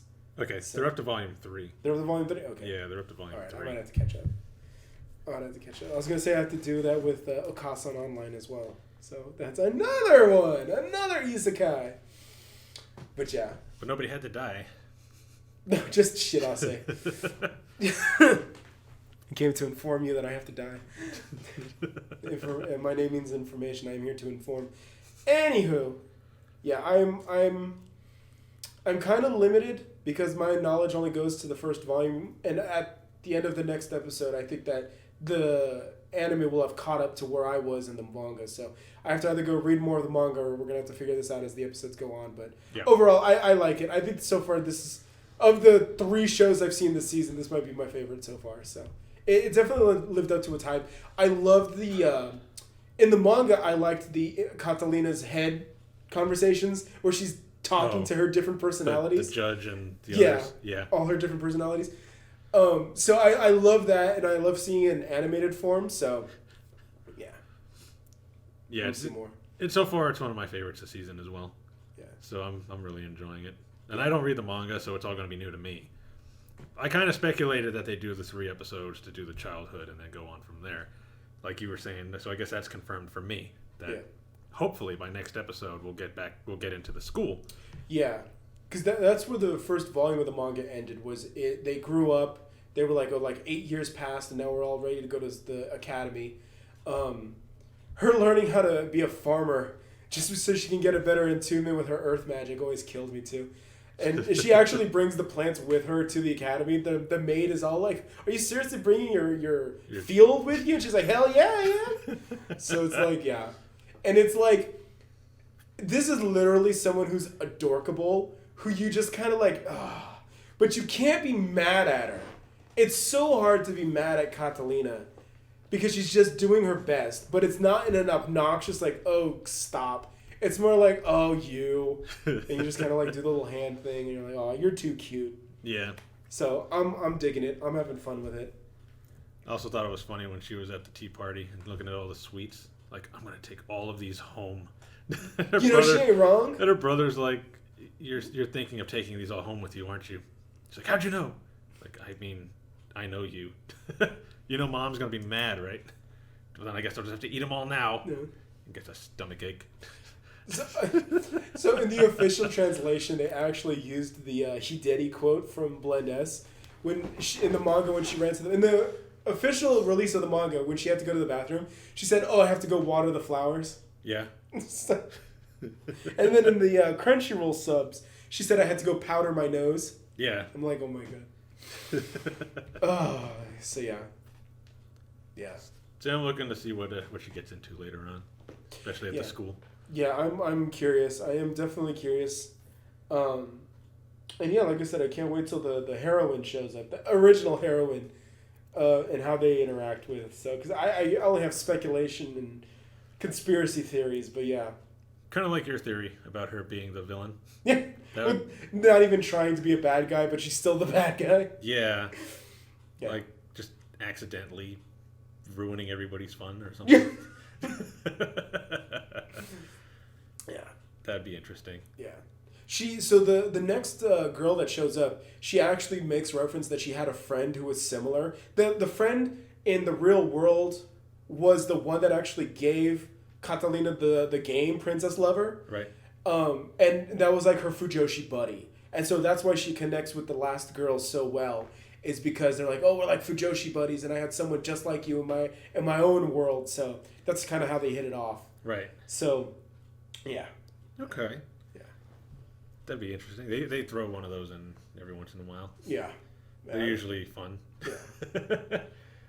That's why I tagged a friend of mine on Facebook in this, and I was like, oh, it's literally you. And she hangs out with Fujoshis. I heard that my roommate, when they went to go see Promare in the theaters, right. They heard screeching and yelling, and they looked up, and it was my Fujoshi friend, like a couple rows above them. Wow. And I'm like, oh my god. Oh, Fujoshis need to be shot to the sun. Put in this one rocket and fire them off into the sun. Oh man. But anyways. Wow. Yeah, it's gonna be interesting. Yeah. Looking forward to it. Yeah. So far, it's fun. Yeah, and it's good too because this is again you need to keep changing up the isekai. Yeah. The formula. So I think that's why this is appealing. I haven't seen too many people talk about it because we're already on the second episode. I saw one person make a meme in terms of the voice actress because it sounds like she's doing another show this season for Catalina's voice actress. I haven't looked up any of them, who they are or what they're playing, but apparently, yeah, her voice actress is doing 2 shows this season. So. Okay. Yeah. Let me see this. But yeah, I'm sure that the next episode will come back to my life as a villainess. Life as a villainess. Looking up. Okay, here we go. Let's see who we got here. So I guess I don't know if she does both adult and child? Yeah, she does all forms of Catalina. Uchida Maya? Oh, really? Yeah. Oh, really? Oh, no. We're going to talk about Uchida Maya later on when we talk about FGO. She's one of the twins, the Gemini twins. And Sayori Hayami is something Campbell? That's There's the main character? That's Ushiwaka. Maria Campbell. So is that the heroine? That might be the heroine. I guess so. It says first commoner to enroll. So I guess was the main character a commoner? Yeah. Okay, then that's her then. Yeah. Interesting. Oh. Also, the name of the game is Fortune Lover. Fortune Lover. There it is. Princess Lover. That's another game. See, who else do we got in here? Wow. Hayami Sawaria. This is the villain. Shota Aoi? I don't know who that is. But she plays her fiance. Okay. Who is this? Tatsuhisa Suzuki? I don't know this guy. Yeah, doesn't really. But I don't know any of these guys, so. Yeah. That's you could say right there with Uchida Maya and Hayami Saori. There you go. Hayami Saori is Fubuki. Inori Minase is in this too. Oh, hey, it's Rem. We know how much you love Rem. And Hestia. Sophia? Sophia. I think that's the last girl. So the Fujoshi. Yeah. Okay. I think so. So, okay. You know the voice actresses. Mm-hmm. At least those 3 right there. So, yeah, there's Inori Minase and there's Hayami Saori right there. Nice. And then, Uchida Maya, like I said, was a guild girl in Goblin Slayer. Awesome. So, I know a guy that was his favorite girl. I was like, really? Guild girl, yeah. Nice. She wants to slay a different kind of goblin, if you know what I'm saying. Anyways. Yeah, well, that's a pretty good cast right there. Those 3 alone would be able to carry the show. Yeah. But, yeah, we'll talk about Uchida Maya in a minute when we get to FGO talk. So My Life as a Villain is pretty good. We invested in it. Yeah, go check it out if you haven't already. It's definitely worth it. I know you might have isekai, burnout, but give this one a shot. Who knows? You might still enjoy it. I know there's a lot of isekai, but I don't know. I pretty much enjoy most of the isekai that come out anyway. Same. I think the only one I really dropped was Isekai Cheat Magician. A lot of people did. That was the only one I dropped. A lot of people. You're not the only one. You're not alone in that. Alright, what do we got next? So, there's only been one episode of Kaguya, so I think this one should be pretty fast. It should be pretty quick. So, for some reason, I kept thinking that there was 2 episodes of Kaguya-Sama, but there was only 1. And so, the first episode of the new season, I'm just happy that it just literally kind of picked up right where it left off. So it just feels like you're not even missing anything. Like, the characters are established, the characters are all introduced, but... I appreciate that they gave, was it Hisakawa? Hayasaka, thank you. Hayasaka is so much, like, she's everything, man. She's just super spy, Mission Impossible. Just like, wow. I really undervalued her. I saw the memes and all that, Hisakaya lied as naturally as she breathed. I like the meme. But she, and then she wasn't given too much character until like the last, 3-4 episodes. Then she kind of came out and they were like, oh, let's give her some character. And it's like, oh, okay. She has gal mode. Yeah. Best mode. Yeah. That was... I don't know. I'm a gal guy, so I guess. That's fair. That's absolutely fair. Like I said, it's just like all this character. I was like, where was this in the first season? But yeah. Needed to build up to it. They played the game of life. Basically, that's what it was. When we came up with this game, you ripped off a game. So, I was absolutely dying. I wanted to preach this from the high heavens that I can't believe they made fun of that. That is a huge, like, kind of anti-SJW trope, is that, when women become successful, like when they become CEOs and whatnot, right? And this is actually not even a trope. This kind of does have some basis in reality. As women become more successful, both in terms of position and financial gain, they start to desire partners that are not above them. When you're the CEO of a company, you're not going to typically go date another CEO. And this holds particularly true for women, especially because female CEOs are so rare. They're not going to go and date another CEO because it's a power imbalance. Right. They've worked up to that level and that status, so they don't want to really share it. And that's fair. That's understandable. You want to be unique. You want to maintain that power. And so they're not going to do that.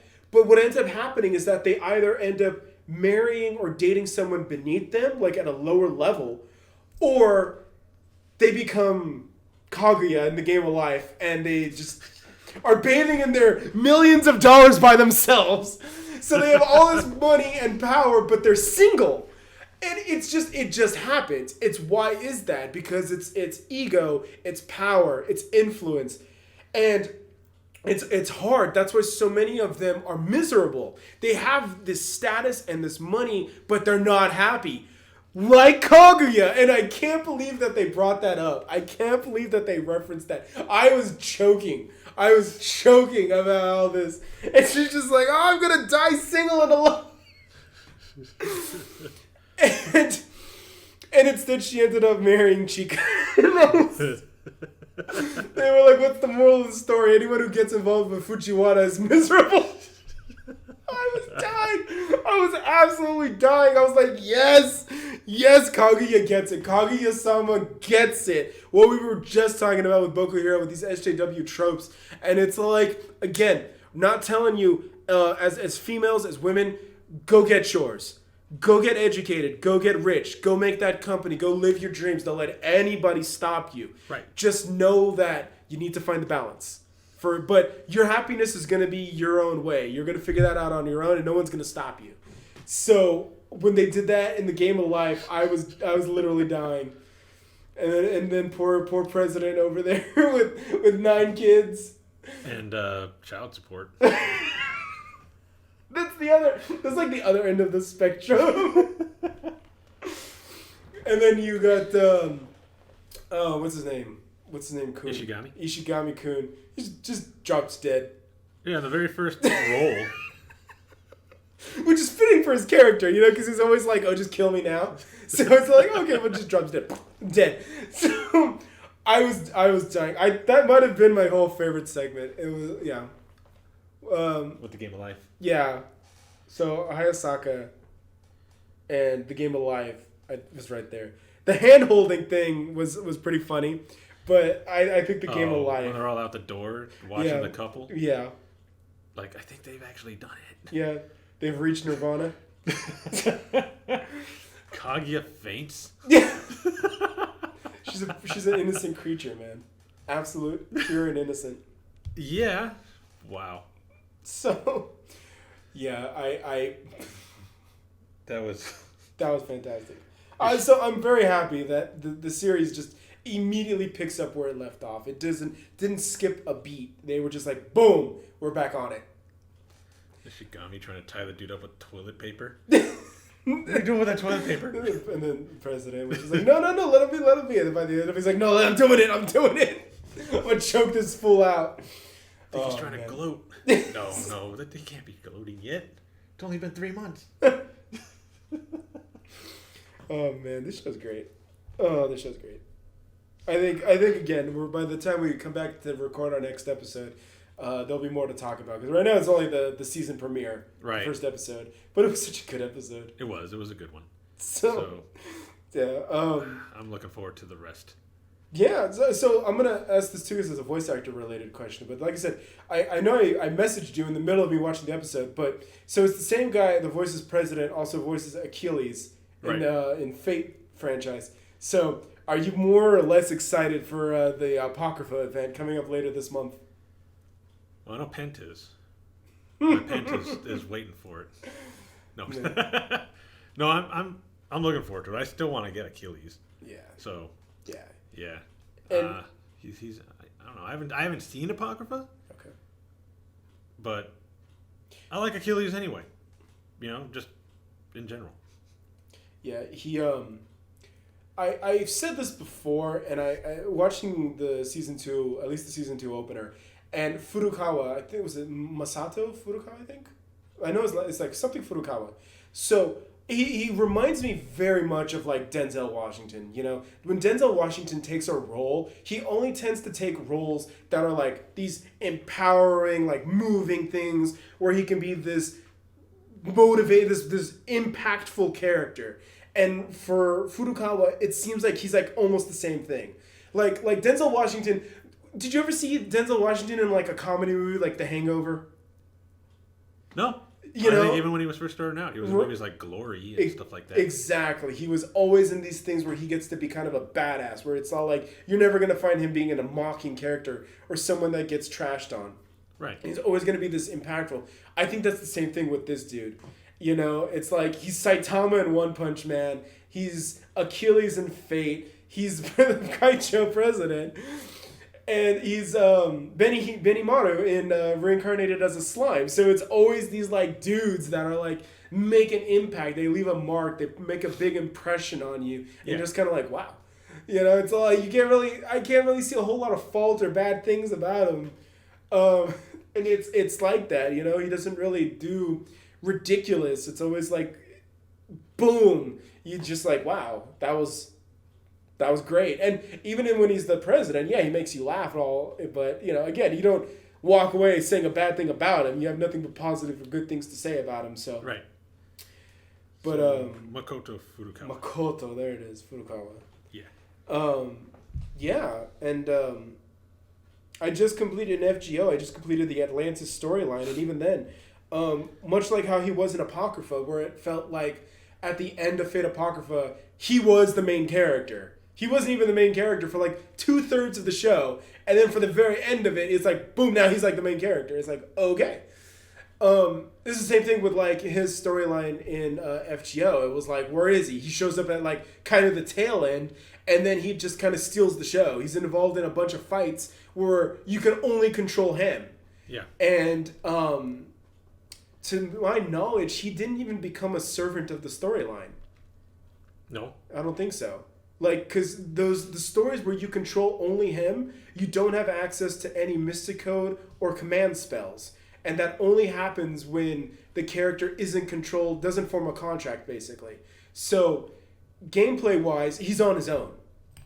So, and there's story elements to that too, but the point that I'm making is that even there, he's an impactful, powerful character that's like, don't need no master. He's doing it himself. Right. And that just seems to be the stereotype with my observations.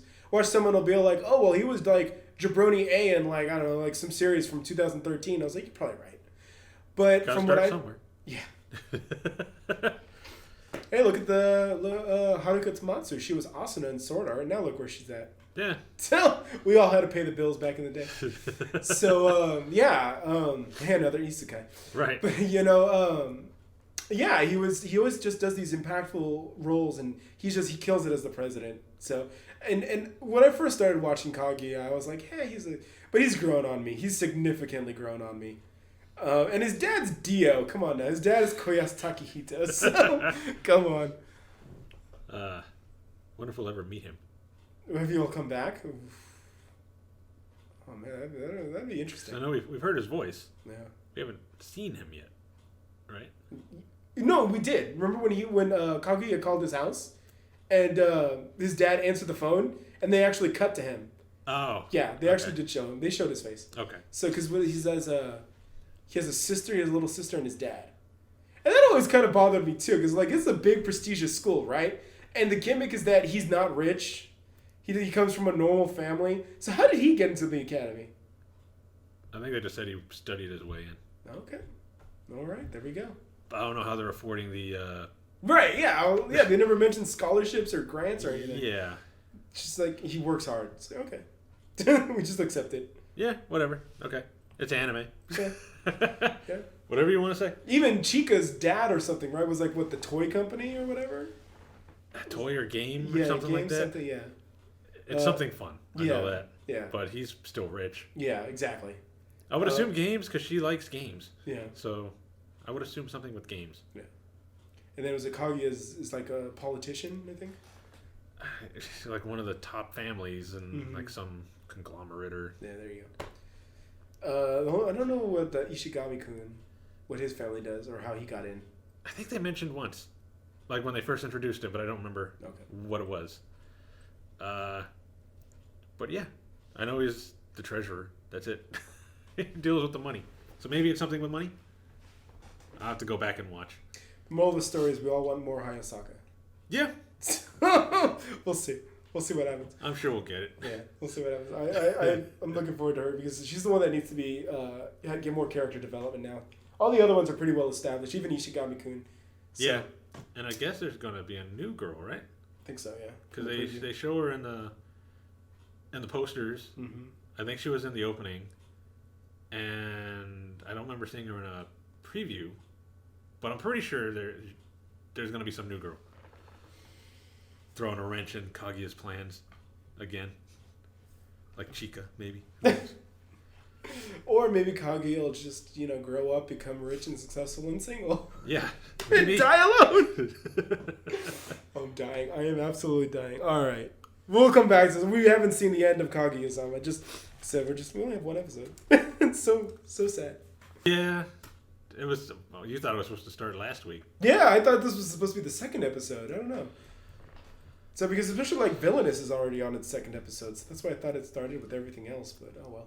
Yeah, pretty much everything I was watching this season started last week, except for like 2 shows. Okay. Argonavis and Kaguya. Yeah, everything else started the first week of the month.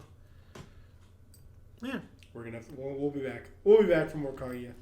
You haven't heard the end of Kaguya. Yeah, there's not going to be an end to Kaguya. We're going to keep talking about it. Right. So after that brief one. So, you want to talk about Bang Dream. I did want to talk about Bang Dream. What's going on in Bang Dream? Well, season 3 is over. It was basically the same kind of situation as the second season, where they had like a concert. And I remember mentioning, I don't remember if I did it on the podcast, but I did it in my video, where I was disappointed with the finale for season 2 because they had like a 4 or 5 song set list, but they only did the new song. And then they went to the next band. And I remember mentioning, I would have sat through this whole thing if they would have did their whole set list for each band. You sound like one of those classic song guys. It's like, the artist wants to come out and do all their new songs, and Roman's just all like, play Freebird! That's Roman. I don't want to hear your new crap. Give me the classics. No. Don't get me wrong here. I like all the new songs. Mm-hmm. But I would have sat through a 2-hour episode of them doing the whole concert. That's what I mean. Because all of the bands were there. They all had a 4 to 5 song set list plus the new one. Okay. I wanted to hear them all. Like, I wanted to see a whole concert. So was it actually a live concert and then they just animated it? Is that what they did? That's what they did for the movie. Okay. The movie was basically a full concert with a crowd and everything in there, and they animated it, which I think is what they're doing for the second one.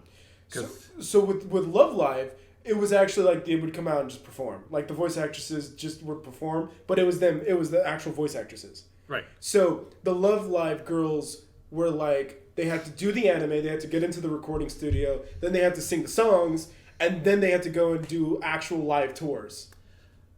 Well, they do that too for this. Okay. They do live tours with the voice actresses. Well, the ones that actually play all their instruments and sing and stuff like that. Right. So right now it's just Pop and Party, Rosalia, Raz, and the new band they just formed, Morphonica, which has a violin player instead of a keyboardist. But this was an actual animated concert that they put on for the first movie, and I think they're doing for the second movie is the same thing. An animated concert, which I can't find the first movie. I found one, but I don't trust the subtitles. Okay. The way the guy was talking made me think it's not his first language. So I was like, I'm not going to download it. Ran it through a translator. And called it a day. And most of the Asian countries got it in theaters. I doubt it will ever make it here because it's just a concert. Yeah. So I'm not expecting it, but I am hoping that maybe Sentai Filmworks, who licenses it, will bring it over so I could buy it. I also wanted to talk about how I guess a lot of people liked this season a lot more than the other ones. It actually boosted its rating for the series. Mm-hmm. A lot of people say, oh, that's because Poppin' Party wasn't in it. Which is the main band. Oh. That's them up there. Oh, hey. Isn't that the Chica, right? The blonde one? Chica? Yeah, the blonde one. No, her name's Arisa. Oh, Arisa. She's the tsundere of the group. Of course. Everybody was like, oh, it's because Poppin' Party wasn't in it. And I'm like, I don't know what you guys got against Poppin' Party. But... too popular. I mean, I really enjoyed the season because, it did kind of focus on the new band at the time, Raz, and fleshed them out more. Okay. But I would have liked more Poppin' Party episodes, too. Like, they're fun. They have a good time. They're funny. Arisa especially, when she's on tsundere mode. I don't know. It's like... I don't know why they rag on Poppin' Party so much. Like, do people do this with our cores? Of course. Because they're the main idol group, right? Or is it different every Muse was the first one. Okay. Awkwars is the second one. So it changes. Yeah. Okay. And then this is the same process. It sounds like they have open talent, and then they just kind of source them from there. Yeah. For each of the shows. Yeah. Okay. So for each of the characters, some of them were like established characters, but very few. Like the one that does Maki, my favorite character, Pyle. She was right off the streets. So, but she was a singer and all this, and then they made her the voice of Maki, and she's still singing, even though Muse is done and over with. The one that was what's her face? Rice Girl, Hanayo. She did Tio in Monster Musume, the ogre. Oh, okay. That's the same one. And then in Aquars, the one that does Daya, she was actually from Super Sentai from Power Rangers. Oh. She was one of the Blue Rangers. Nice. And then she became Love Life. So. Well. Yeah. Okay. So some of them, they basically, some of them have careers before, during, and then after. And then some of them just went into normal voice acting. So. Okay. But they're all different. Like some of them just quit. Some of them just stopped. Just didn't want to do it no more. Yeah. Like Pyle is still touring, but she's on her own now, so. Okay. Like I know pretty much all the girls in Pop and Party all knew. Like that's their first credit. Or that's like a very small credit before that. Like a small part. Yeah, because I figured that someone like Ayane Sakura, who's doing like 9 characters all at the same time, that would be really hard for her to get to do like, a concert tour as Ron. That would be a headache. She does do some performing though. Yeah. Not like with a whole band. Yeah. Like, I mean, not the other voice actors for the other characters because I don't think they play the instruments. Mm-hmm. But she does have a band and she does sing at some events, but she's not always there. Right. Same with Itomiku, Mm-hmm. who does Kokoro for Hello Happy World. She goes out and she dresses up as Kokoro in the costume and goes out and does a concert sometimes, but not like Pop and Party or Rosalia where the whole band is there and they go and do a tour. But I think they're like the biggest ones, like the biggest. Well, no, there's a couple actually in Rosalia that are not Rosalia, Afterglow that are pretty big, like Tomoe. I don't know the voice actress's name, but she was in K-On! Mm-hmm. And she's done a few other big shows as well. Who was she? She was the lead singer. Yui? Yeah, she was Yui. And now she plays the drums in Afterglow. Yui, the voice actress for Yui is Yun Yun. Oh, is it? And Nice. then the Megami from Overpowered Hero, the blonde one. Uh-huh. Yeah, that's her too. And then she was Inuyama in Yudu Camp. Eyebrows? Oh, okay. That's Yui from K-On! Okay, so yeah. That's Tomoe, who's top one up there. Nice.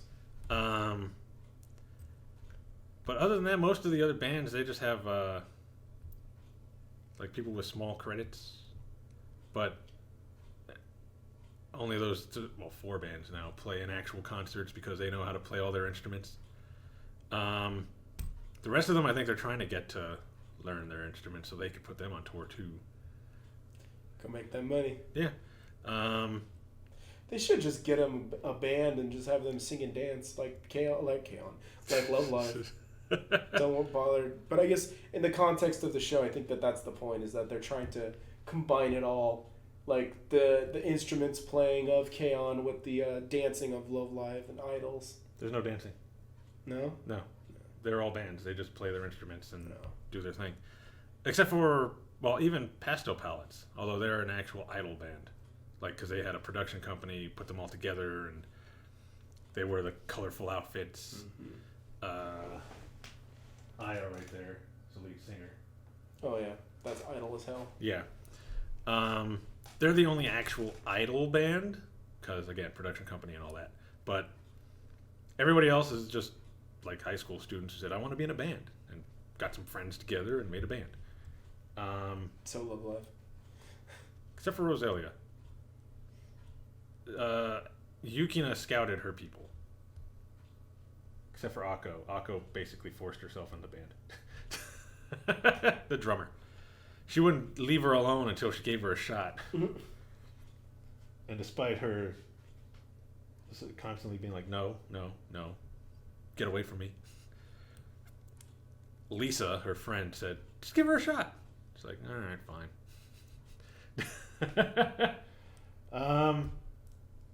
I know the 2-year anniversary is going on now in the game.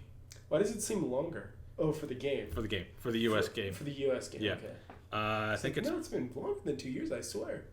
I think the game has been out for 3 or 4. Okay. That makes more sense. but in the U.S. it's on its second anniversary. The Twitter account was doing a thing where they were like, post your collections and we'll, pick some winners and give you in-game currency to do the gacha thing or whatever, which is like 2,500 crystals or whatever. Way more than 30 for like FGO. They're going to give you 12 right now for Babylonia. Yeah, so that'll be good for going towards Achilles, I guess. You got Pent, though. Pent's going to scare him away. Yeah, but hey. Do you have anything like that in Bang Dream? Character that will chase another character away? Like, don't you summon that bitch. No. No. They all get along. They all get along. Yes. Ran and Yukina are like the only rivals, really. Because Ran didn't like what Yukina had to say. You don't tell Hentai-chan, Hentai-Haven-chan what to do. Yukina was kind of a jerk in the beginning. Yeah. So. Yeah, you don't talk smack to Hentai-Haven. But, yeah, I showed my collection. They didn't feature it. Oh. Which I should have expected. Despite the fact that my collection was a lot better than most of those people. Jerks. Haters. But I guess because they had more buttons and stuff. That's fine. Whatever. You don't need their pity. I would have accepted it, though. But no. I actually pulled out all my stuff, too. That box down at the bottom, the long box over on the side are all Bang Dream stuff. Jeez. But, hey, whatever. I'm not going to get the 2,500 stuff. I'm not going to get featured. It's fine.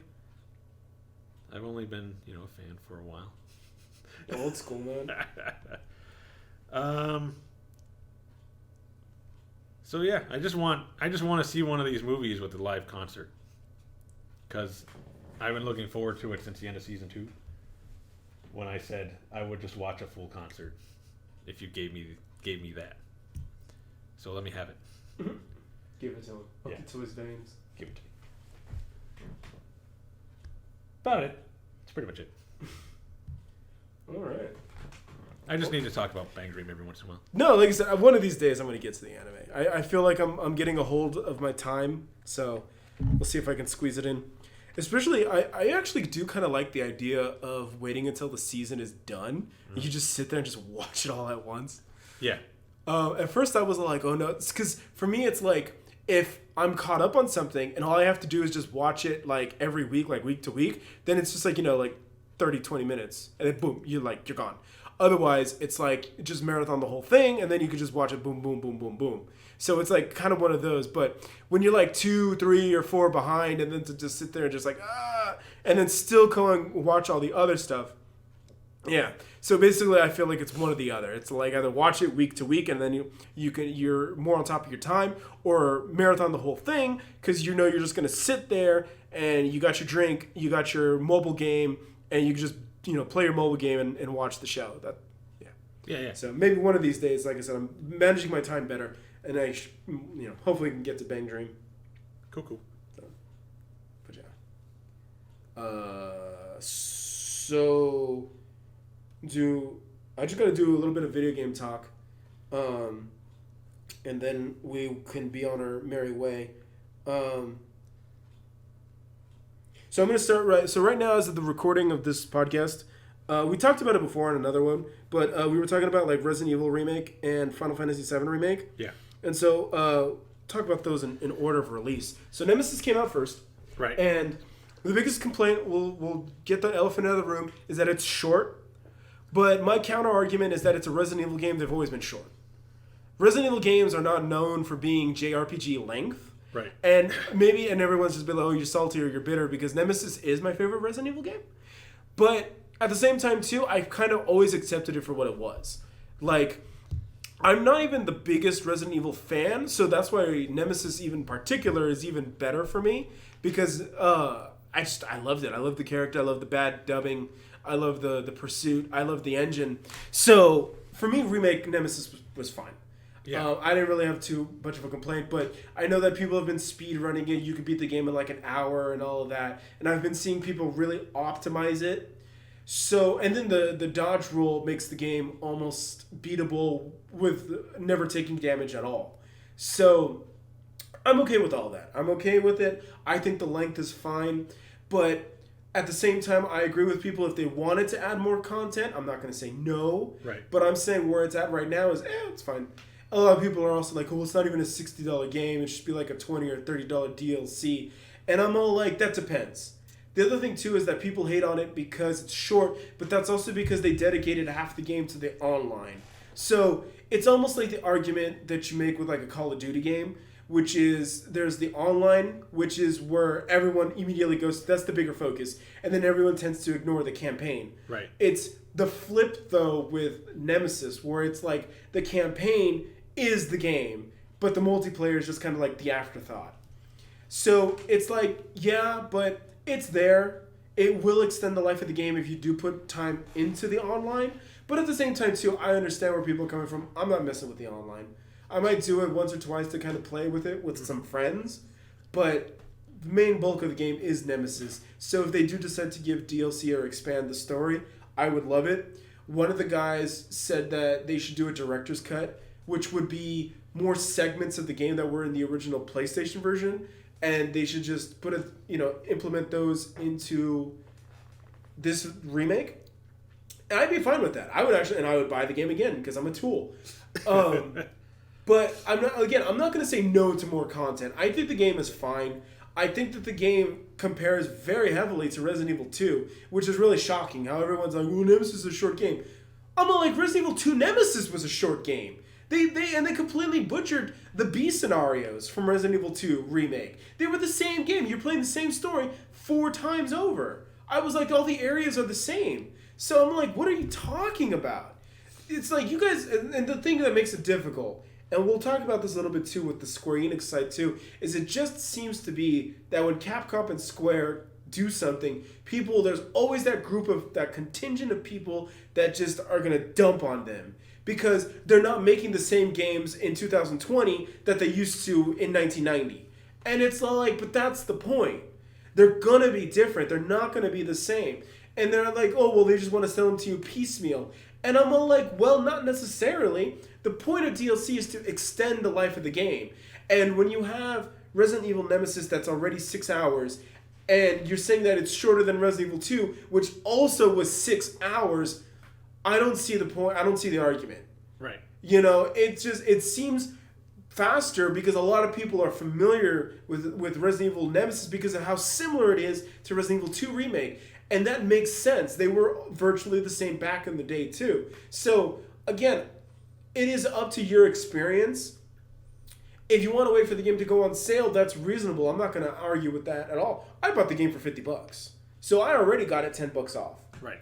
And I wasn't going to buy it. I was going to wait until a collector's edition I could find one. But, things happened. The bug virus, the beer bug virus, as they like to call it, came out. And that kind of threw a wrench into everything. But for Nemesis, for what it was, I'm happy. I'm content with it. I have been watching a lot of speedrunners play it. I've been watching a lot of YouTube videos. And yeah, I'm really happy with it. So if they want to expand on it, I'm going to say go for it. Am I going to make the argument? Yeah, because it's like I make the argument because I do want to see these companies continue to make the games. I did share an article on my personal Facebook page that they did hit the 2 million sales mark. So they are, hopefully that'll encourage them to make some DLC for it and not just expand on the online. But I wouldn't be surprised if the expansion is all focused on the online. That the online, the Resistance was supposed to be its own standalone game, but somewhere in the process they just decided to attach it with Nemesis, and it's just kind of like, okay. Right. But I'm happy with it. I'm actually genuinely happy with it. And I think that again, people need to get over that. And it's on top of that too. It is, I feel, just like with some of the animes we talked about, mainly Boku Hero, that it's a hive mind collective, which is people get joy in dumping on something. So when you want to be a part of that, to be like, oh, they're having fun and they're like just all they're doing is dumping on it, people just pile on. Right. Because they're like, I want to be part of the crowd too. And even though it's nonsensical and just doesn't make sense. And it's funny too is that some of these people, like I went on the Metacritic and reading the reviews, they're giving like 1s and 0s. And these people are like not even speaking English. And I'm all like, it's just bad, broken English. And I'm all like, what are you talking about? You guys all want to play the same game from 98. Then go play the game from 98. And I'm like, again, Resident Evil 2, just as long as Nemesis. If you're talking about all the post-game modes, like Hunk and Tofu and all that, I'm with you. I want Mercenaries. I love Mercenaries. I liked 5's Mercenaries mode the best, I think. Yeah. But 4's Mercenaries mode was pretty fun. So I'm not going to be mad. And maybe they really did want to get the game out. But at the same time, too, it wouldn't even be too much of a rush because they were putting it right in the time frame of Final Fantasy VII. So was it really to be rushed? If they were trying to rush it, they would have either delayed it or they would have put it out earlier. So I don't think it was them being rushed. I think they wanted to get it out and then they'll put the DLC in later. I think that was their plan. Because dubbing a game right before Final Fantasy VII doesn't make a whole lot of sense. Right. So I'm happy with it. If they want to put more out for it, I'm not going to say no. But I think that's pretty much my thoughts on Resident Evil because, like I said, everyone has pretty much made up their mind on Nemesis. But 2 million sales, I think that the target audience was met. So all y'all haters can just keep on hating, and that's fine. I wish you guys the best. I wish y'all the happiest. So my next point is let's talk about Final Fantasy VII Remake. I asked you this before, but I'm going to ask you this right now. You played 7 back in the day, right? Yeah. You beat it? I did. Okay. What did you think about it, the original? I mean, I really liked it. Okay. I was a little disappointed I didn't get to beat Ruby or Emerald Weapon, but that was about it. You can, and if you YouTube nowadays, the strategies they've used on them, they're so stupid. Like, because, the game's 23 years old now. Yeah. So all the strategies and, they data mine the game and all the gimmicks that they've used now to beat, like, now the boss is like nothing. Now you can, like, beat the boss on, like, level 20 or something. So it's really dumb. But it's like, yeah, I feel you. Back in the day when it was like, oh, what am I going to do? This is so impossible. I need master level Knights of the Round. Oh, yeah. I feel you. And now you just go watch a 8-minute YouTube video and they just like gimmick the boss to death. It's like, oh jeez. Yeah. I think it was because I couldn't find that underwater materia that got rid of the timer for Emerald Weapon. Oh yeah. Like that was the reason I couldn't beat him. I could never find it, and somebody told me where to get it, but I couldn't see it there. I think I missed my chance to get it, so there was no beating him for me. And Ruby Weapon, after a while, it was like I do an attack and he just warps everybody off the screen. And I'm like, okay, not even gonna try to fight you anymore. There's some people that actually they've done Emerald Weapon without the underwater materia. Yeah. Just because they're savages like that. They they showboat, they flex on you. They're like, I don't even need the materia. Yeah. Well, that's good for you. Yeah. Like I said, though, I mean, we live in the era of speedrunning now, so everyone's always going to be like that. They're always going to be optimal, and how can I gimmick this and gimmick that, and go out of bounds, and yeah. So kind of cheap. Yeah. But, now you can beat it in like 5 minutes. So, that's the trade-off. I mean, I beat Sephiroth in like his final one in like 30. And that was just because I had to sit through all the animations for the summons. What a different era. Yeah. What a different time. Because I was like, what did I have set up for him? I made sure I had all my limit breaks. So who was I using? I was using Vincent, I think, Cloud, and I don't remember who my other guy was. Tifa. No, I don't think it was Tifa. Yuffie. Sid. It may have been Sid. Sid. It might have been Sid. You seem like a Sid guy. I had all their limit breaks up. I had Cloud with Bahamut Zero, with Magic, with Knights of the Round, with Quadra Magic on it.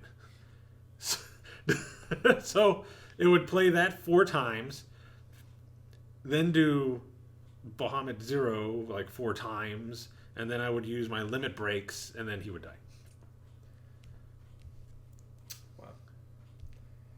Because I remember my cousin did, and it took him like a couple hours.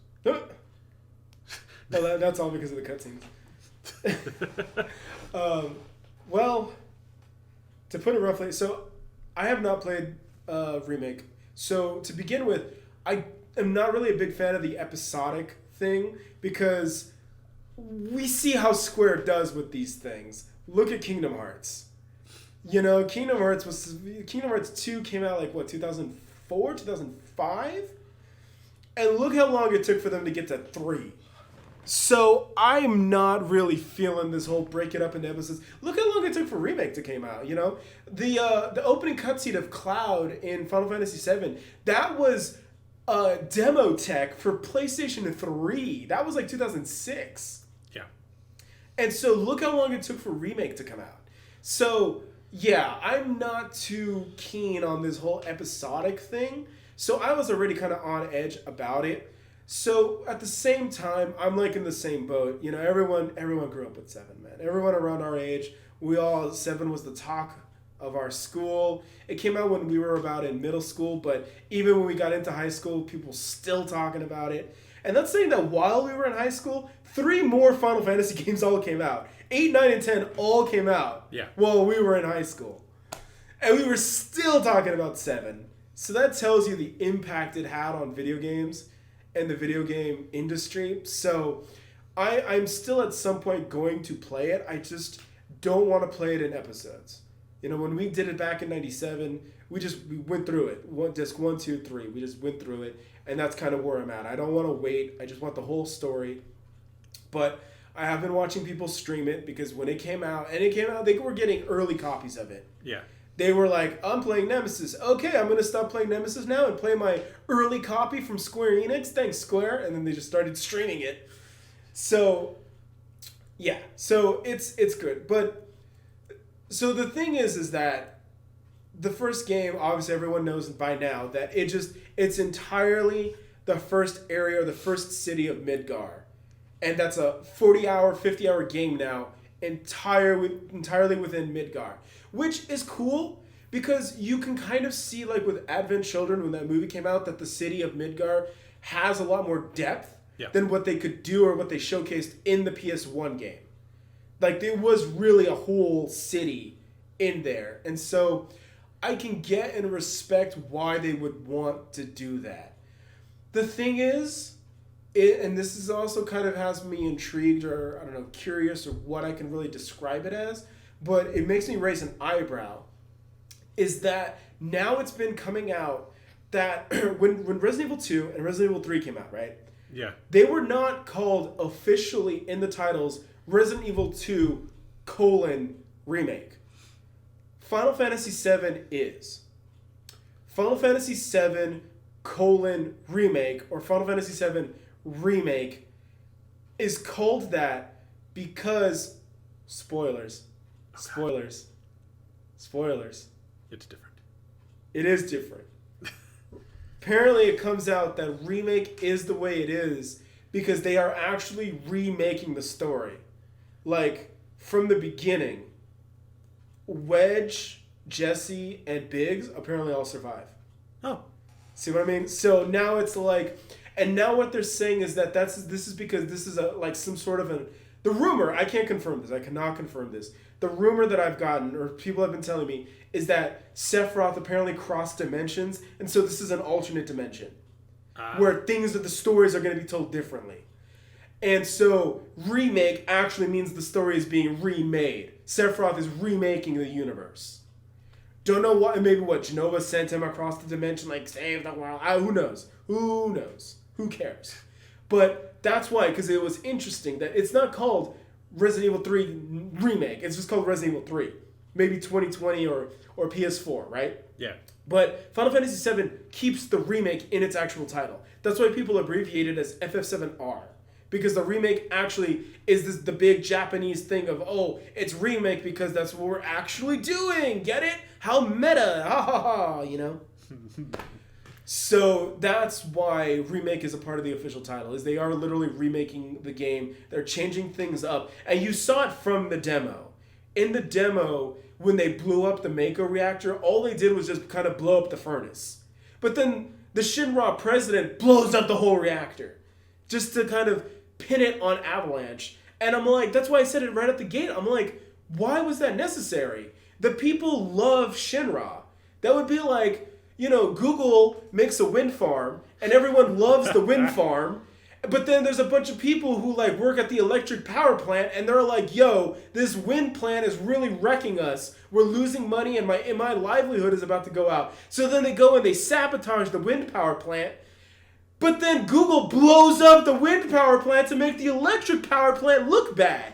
And it's like, why would you need to do that? The people already love you. Why would you need to make this tiny group of jerks? Give them more power. Yeah. You could just go in there, take a couple pictures of the blown up reactor, or the blown up furnace, I should say, and be like, yeah, those guys to the electric plant, they did this. Aren't they jerks? I guarantee you the people would be on your side.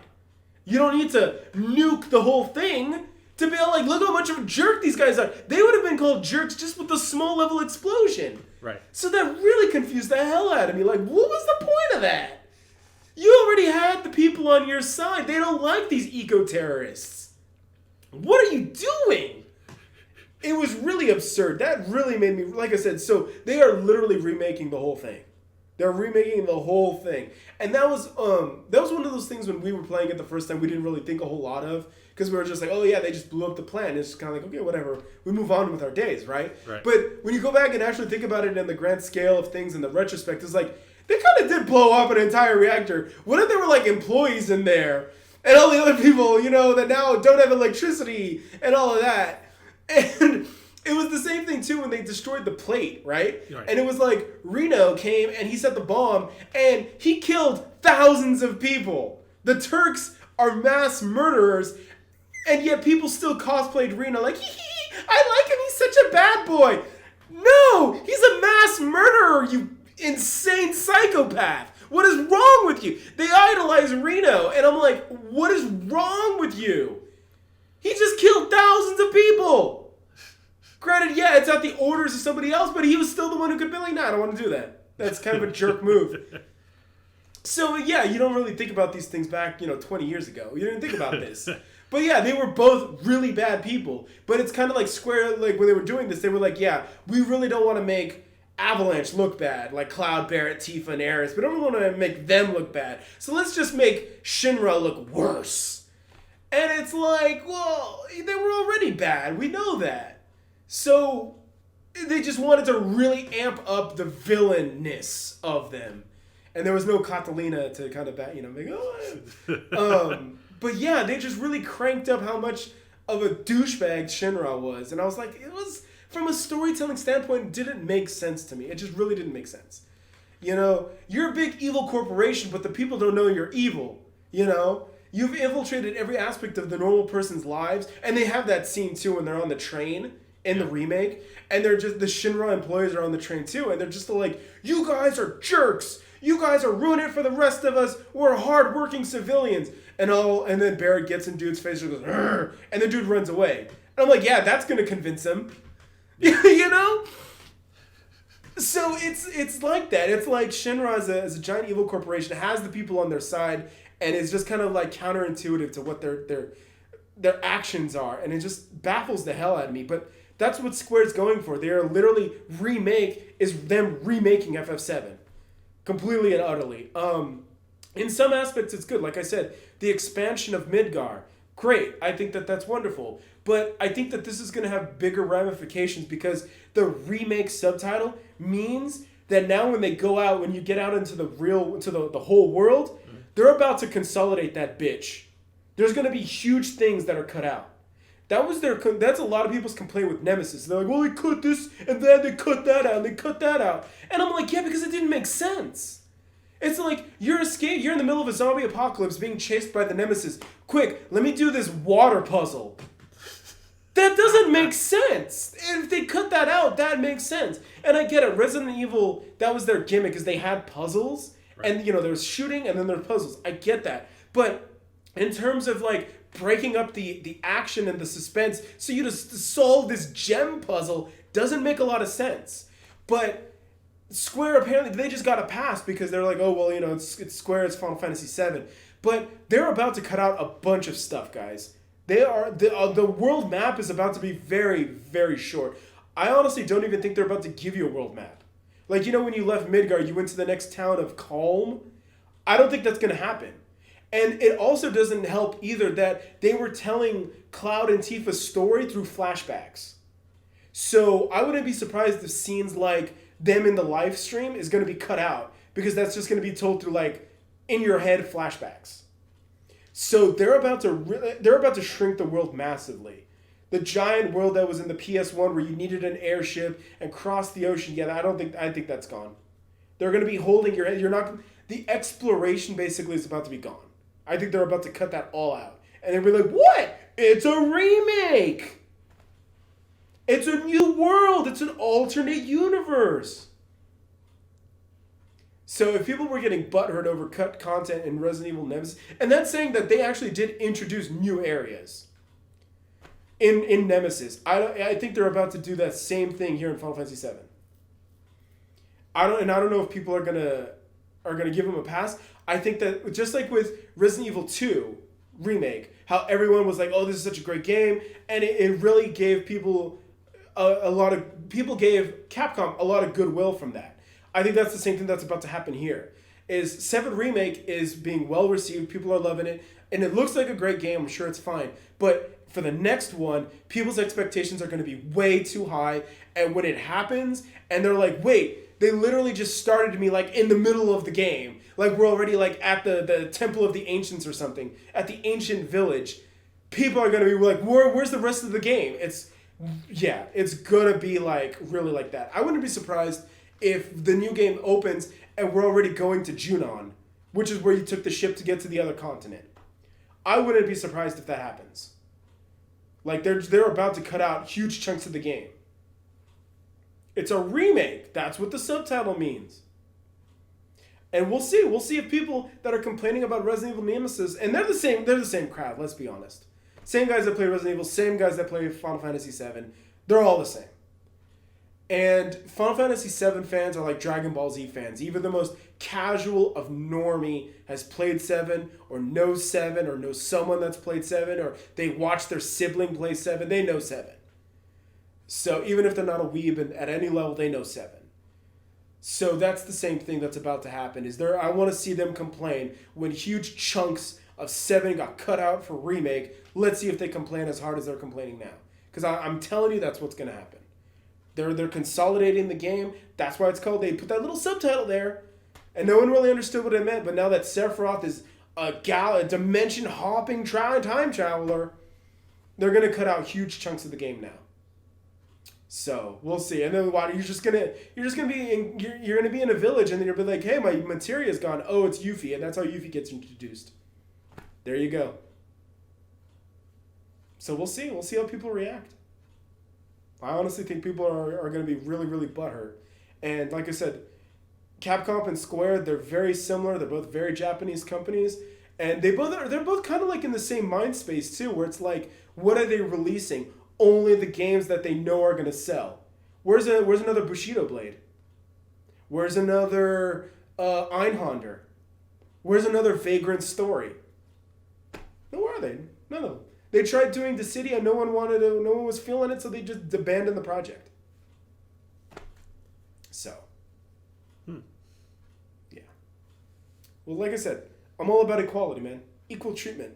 If y'all are going to be dumping on Nemesis, I look forward to y'all dumping on the remake when it doesn't meet your expectations. And I said this too. I don't, somewhere on my phone, but I did the breakdown of how all these things happen. Like when the project gets released, people start to get hyped, then the game gets delayed, they get butthurt, make memes, and then they still get even. They get more hyped, and then the game comes out, doesn't meet their expectations, and then they just rag on the game. Happens all the time. All the time. Mm-hmm. All the time. But yeah. So we'll see. Yeah. Like I said, I can't talk more about 7 because I haven't played it yet, and there are some segments that I intentionally did not play. This morning I saw that Spooky, who does a lot of FGC streams, he was playing Remake 7, and he actually got to the wall market scene, the cross-dressing. Yeah. So, yeah, yeah. So, like I said, we'll see. I might make we might come back on this topic when I play the game some more, but for now, yeah, that's where I'm at. All right. I have no opinion because I haven't played or seen anybody play anything for this. You should check it out. So You'll probably get a kick out of it, and both games, particularly 7 Remake. I think, yeah, especially again that was from our era. That was peak our era. Yeah, you'd probably get a kick out of it. probably. I need a good RPG. Yeah, the biggest complaint that people tend to have, that is universal, is that it can get very overwhelming.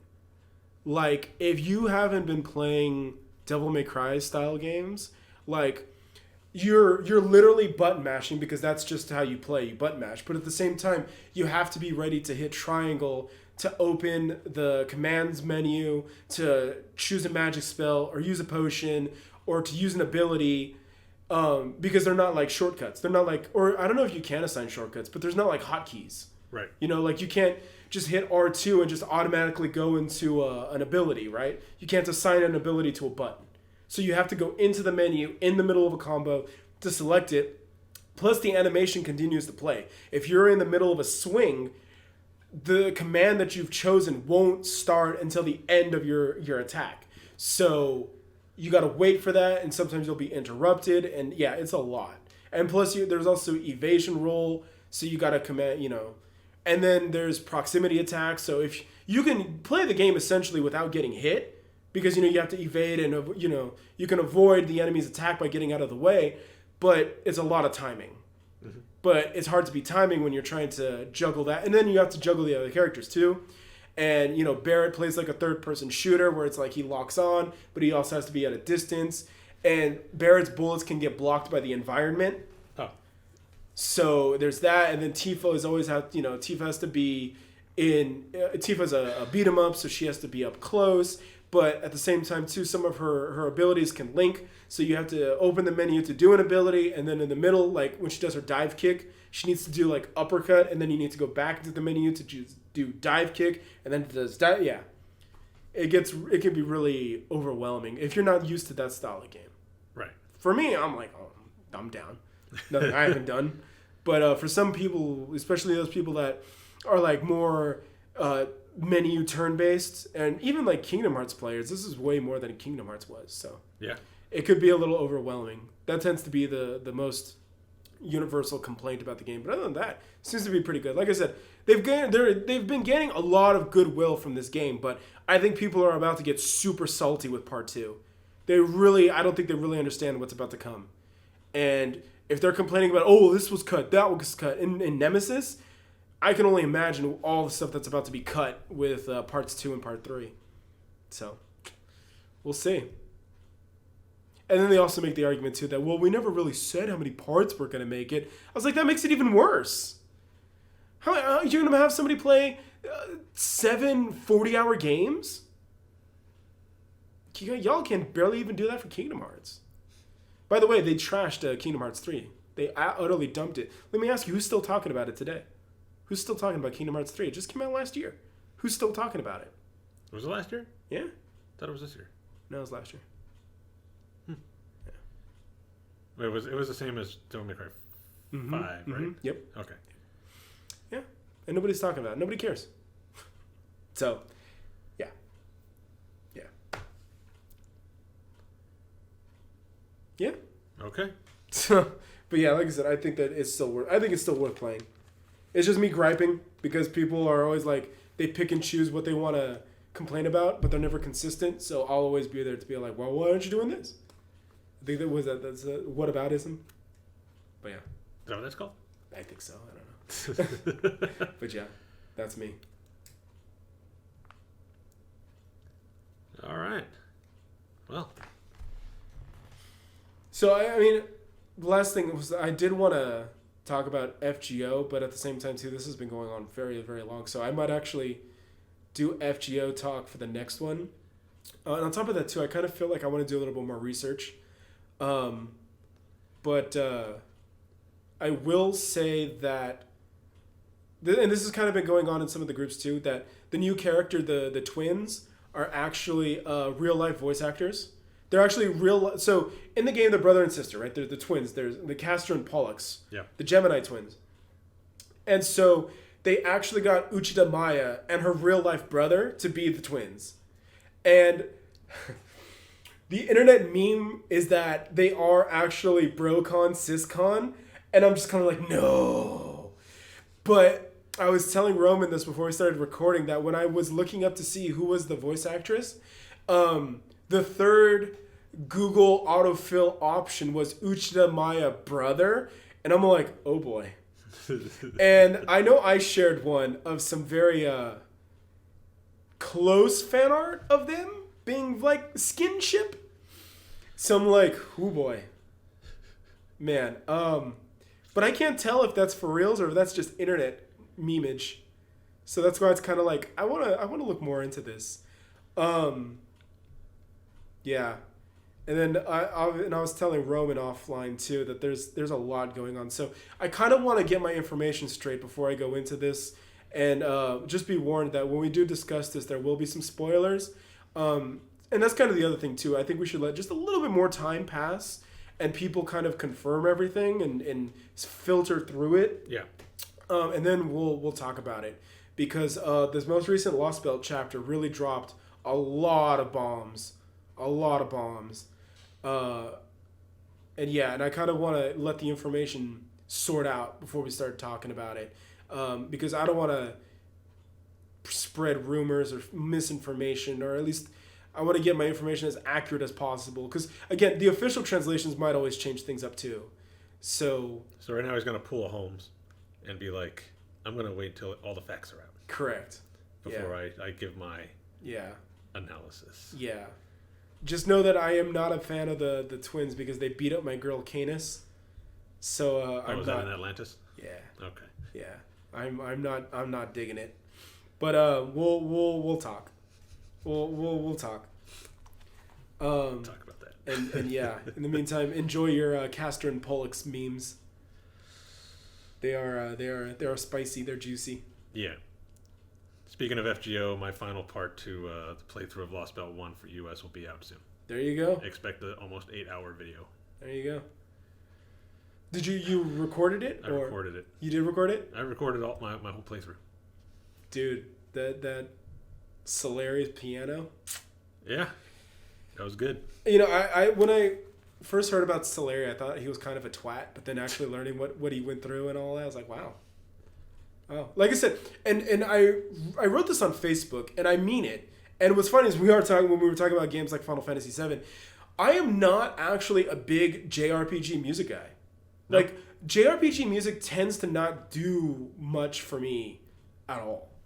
Like, and I know people are like, oh, they go to like the Final Fantasy concerts or the Legend of Zelda concerts or the Kingdom Hearts concerts, and I'm like, they just don't do anything for me.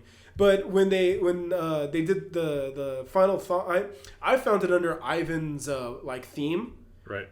But it's called, was it Dios Irae? I think was the name of the song. Something like that. Yeah. I was like, damn, this is actually really good. So, and this is video game music, and so I was like really, really impressed. And like I said, there hasn't been a whole lot of FGO songs that really leapt to me. One of the songs that I actually really, really enjoyed was the Fate Ilia map theme. And that wasn't even from FGO, though. That was actually from the Fate Collide anime. That was one of the songs they play when the character is giving exposition. Yeah. And they're kind of talking. Then that song plays in the background. So all FGO did was just pull the OST from the anime and just play it during the event. So, but Solari's piano was like, wow. That was really, really good. So, well done. Give him props for that. So. Yep. Yeah. So look forward to his playthrough. Did you do commentary as well? When I could. Like, I mean, I'm reading through the entire thing. Got so it. whenever Okay. I get the chance to actually say something, I do. Okay. There you go. Check it out, guys. Yeah. No, one guy said he wanted my opinions on, well, I call him Kadok, but what is it? What do you? Kadok? Kadok. Yeah. And Anastasia. And I was like, it just seems like a master-servant relationship to me. They kind of play off each other because, you know, Anastasia is playful and she's kind of princessy, but she's not overly princessy. and he's just kind of like, yeah, well, whatever, emo. Yeah. And so that's why she's kind of like, oh, you're gonna be emo again, tee hee hee, and she just kind of teases him like that. So it's an interesting relationship, but a lot of people always want to make them romantic and all that. It's like, nah, it's not. That's not romantic at all. I didn't see anything like that with them. Yeah, it's not at all. She tries to push him, but it's more like a rivalry. I think that she sees that he can be better than Gudako and Gudao, and he doesn't believe in himself. So that's kind of what she's trying to do. But yeah. Yeah, like I said, it wasn't. Kidok is a character, and especially in terms of the other cryptors, who they all actually have much more personality. One of the cryptors that I actually shockingly found myself liking was Pepe. I actually liked Pepe. I really liked Pepe. I can't really describe why I like Pepe, but I don't know. Maybe it's because when I was doing, I recently completed the India chapter on my JP account, and Pepe actually kind of helps you throughout that story and that gameplay. But I think it was also one of the things where they were introducing themselves, and they said that what's her face, Eye Patch and Pepe would talk to Mashu, and they'd be like, "Hey, Mashu, come hang out, or just come be one of the girls." I was like, Pepe. So, like Roman said earlier in the podcast, that's an instance of a character being gay or using feminine terms, and nobody cared. They didn't make a big deal out of it. And Pepe actually is kind of like both. Because they called Pepe a dude and a guy, and they dropped that phrase too, where it was like come hang out with the girls, and I'm like, that's Pepe talking about himself, and he said come be with the girls. It's like, there you go. It's like both, but it was so subtle. Like if you weren't really paying attention to it or looking for it, you wouldn't even know. So yeah. Natural. Yeah. So, and they said that too. They said that Pepe tends to give Big Brother vibes, and then he turns around and says come hang out with the girls, and it's like, there you go. So yeah. Was it Ophelia? Ophelia, thank you. Yes. Ophelia and Pepe would be like to Mashu, come hang out and be with the girls, and it's like, there you go. So yeah, so I was really feeling Pepe. I think Pepe was a good one. So, but like I said, it was just really, really weird that they let off with K-Doc. But, I guess that was also because they were like, well, let's get rid of the weakest personality one first, and then yeah. So, yeah. Who's next? Ophelia. Ophelia's next? Yeah, Ophelia's next. Okay. Yeah. So that's it. Well, like I said, we'll do more in-depth FGO talk. I think next time we'll FGO talk will be kind of like a big chunk of it. But yeah, I'll leave it there. Most likely. I'll leave it there for now. Yeah, we don't have any shows ending that we got strong opinions on. No. So, yeah. Okay. All right, so good episode, I think.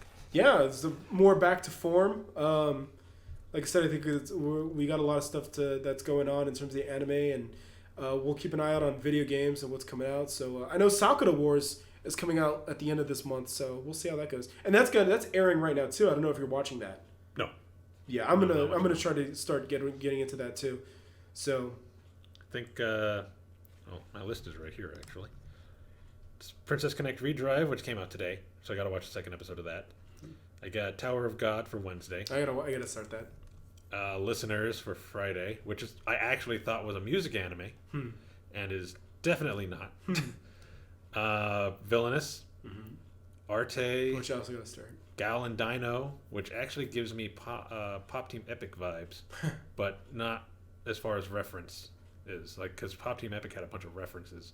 This doesn't, but it is still kind of random. Argonavis from Bang Dream, and Kaguya.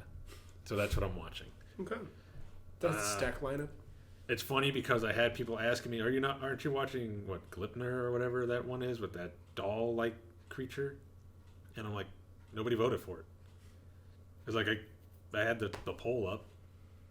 Y'all didn't vote for it, so no, I'm not watching it. I'll put it on the list of recommendations since you guys are asking about it, but who knows when I'll get to it.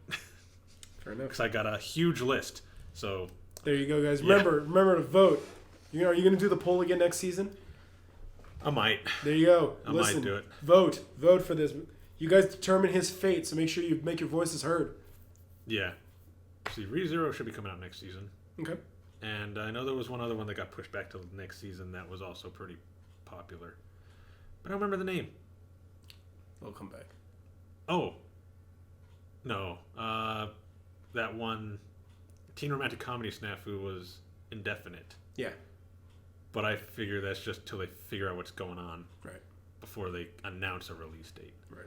So who knows when that's coming. But ReZero should be next season. So I'll be watching that. Dope. Yeah, I'll be right there with you. Yeah. But yeah, vote if you want me to watch something. Yeah. I had it up for, well, it was only a week, but it was still there. I posted it in a couple of places, and I know you put the video on Facebook. So it wasn't like there was only one place for you to get to it. You guys determine his fate. Make him suffer. Yes. Make me suffer if you want, or, make me watch what you guys want me to actually watch. There you go. Because I actually thought you all would vote for that one. And nobody voted at all for it.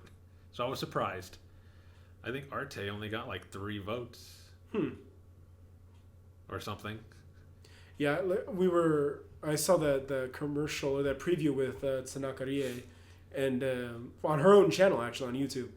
And so that's why I was kind of like, oh, interesting. So, yeah, I might check that out. At least for her. Yeah, that's another Funimation one. Of course. And Universal. Everybody's getting into anime. I told you, man, everyone's going to get into anime. Because the American comics it's not happening anymore, man. Yeah. So, anime is the future. So until they invade and ruin that, but yeah. We'll keep fighting the good fight, man. And Gallon Dino. Wow. I'll have to check that out. The first half of it is all animated. Mm-hmm. There's animation and stop motion. Jeez. And then the second half is live action. Okay, I'm gonna have to check this out. Yeah, that sounds pop team epic. So yeah, it's interesting. All right. But yeah, I'll do the voting next season as well. So yeah, if you see something you want me to watch, vote for it, please. That way I can actually watch it, and I don't get questions asking, "You're not watching this one?" And I'd be like, "You didn't vote for it, so I'm sorry, but I'm not doing it this season." So vote, please. Yeah, you guys heard the man. Get out there and vote. Make your voices heard. Yes. So, I think that's about it, though, right? Let's do it. Let's get out of here. All right. So, yeah. We should be back in another 2 weeks. Hopefully then I don't know, 2 weeks from now. I think we're still going to be in this. Yeah, because it'll only be like the 27th. Yeah. So, it'll be another stay-at-home kind of thing. But after that, we'll be back to normal. Yeah. Hopefully. Yeah. But until then, yeah. Stay safe. Don't do anything risky. Wash your hands. Wash your hands. Wash everything. Wash everything. Yeah. Don't go out unless you need to absolutely do it. That's right. And yeah, or unless you're an essential employee, then go do your thing. And we love you if you are. Thank you so much. Yeah. Get some toilet paper and paper towels, please. No. No, I already got some, so it's cool. So yeah. Till next time. Bye. Take it easy.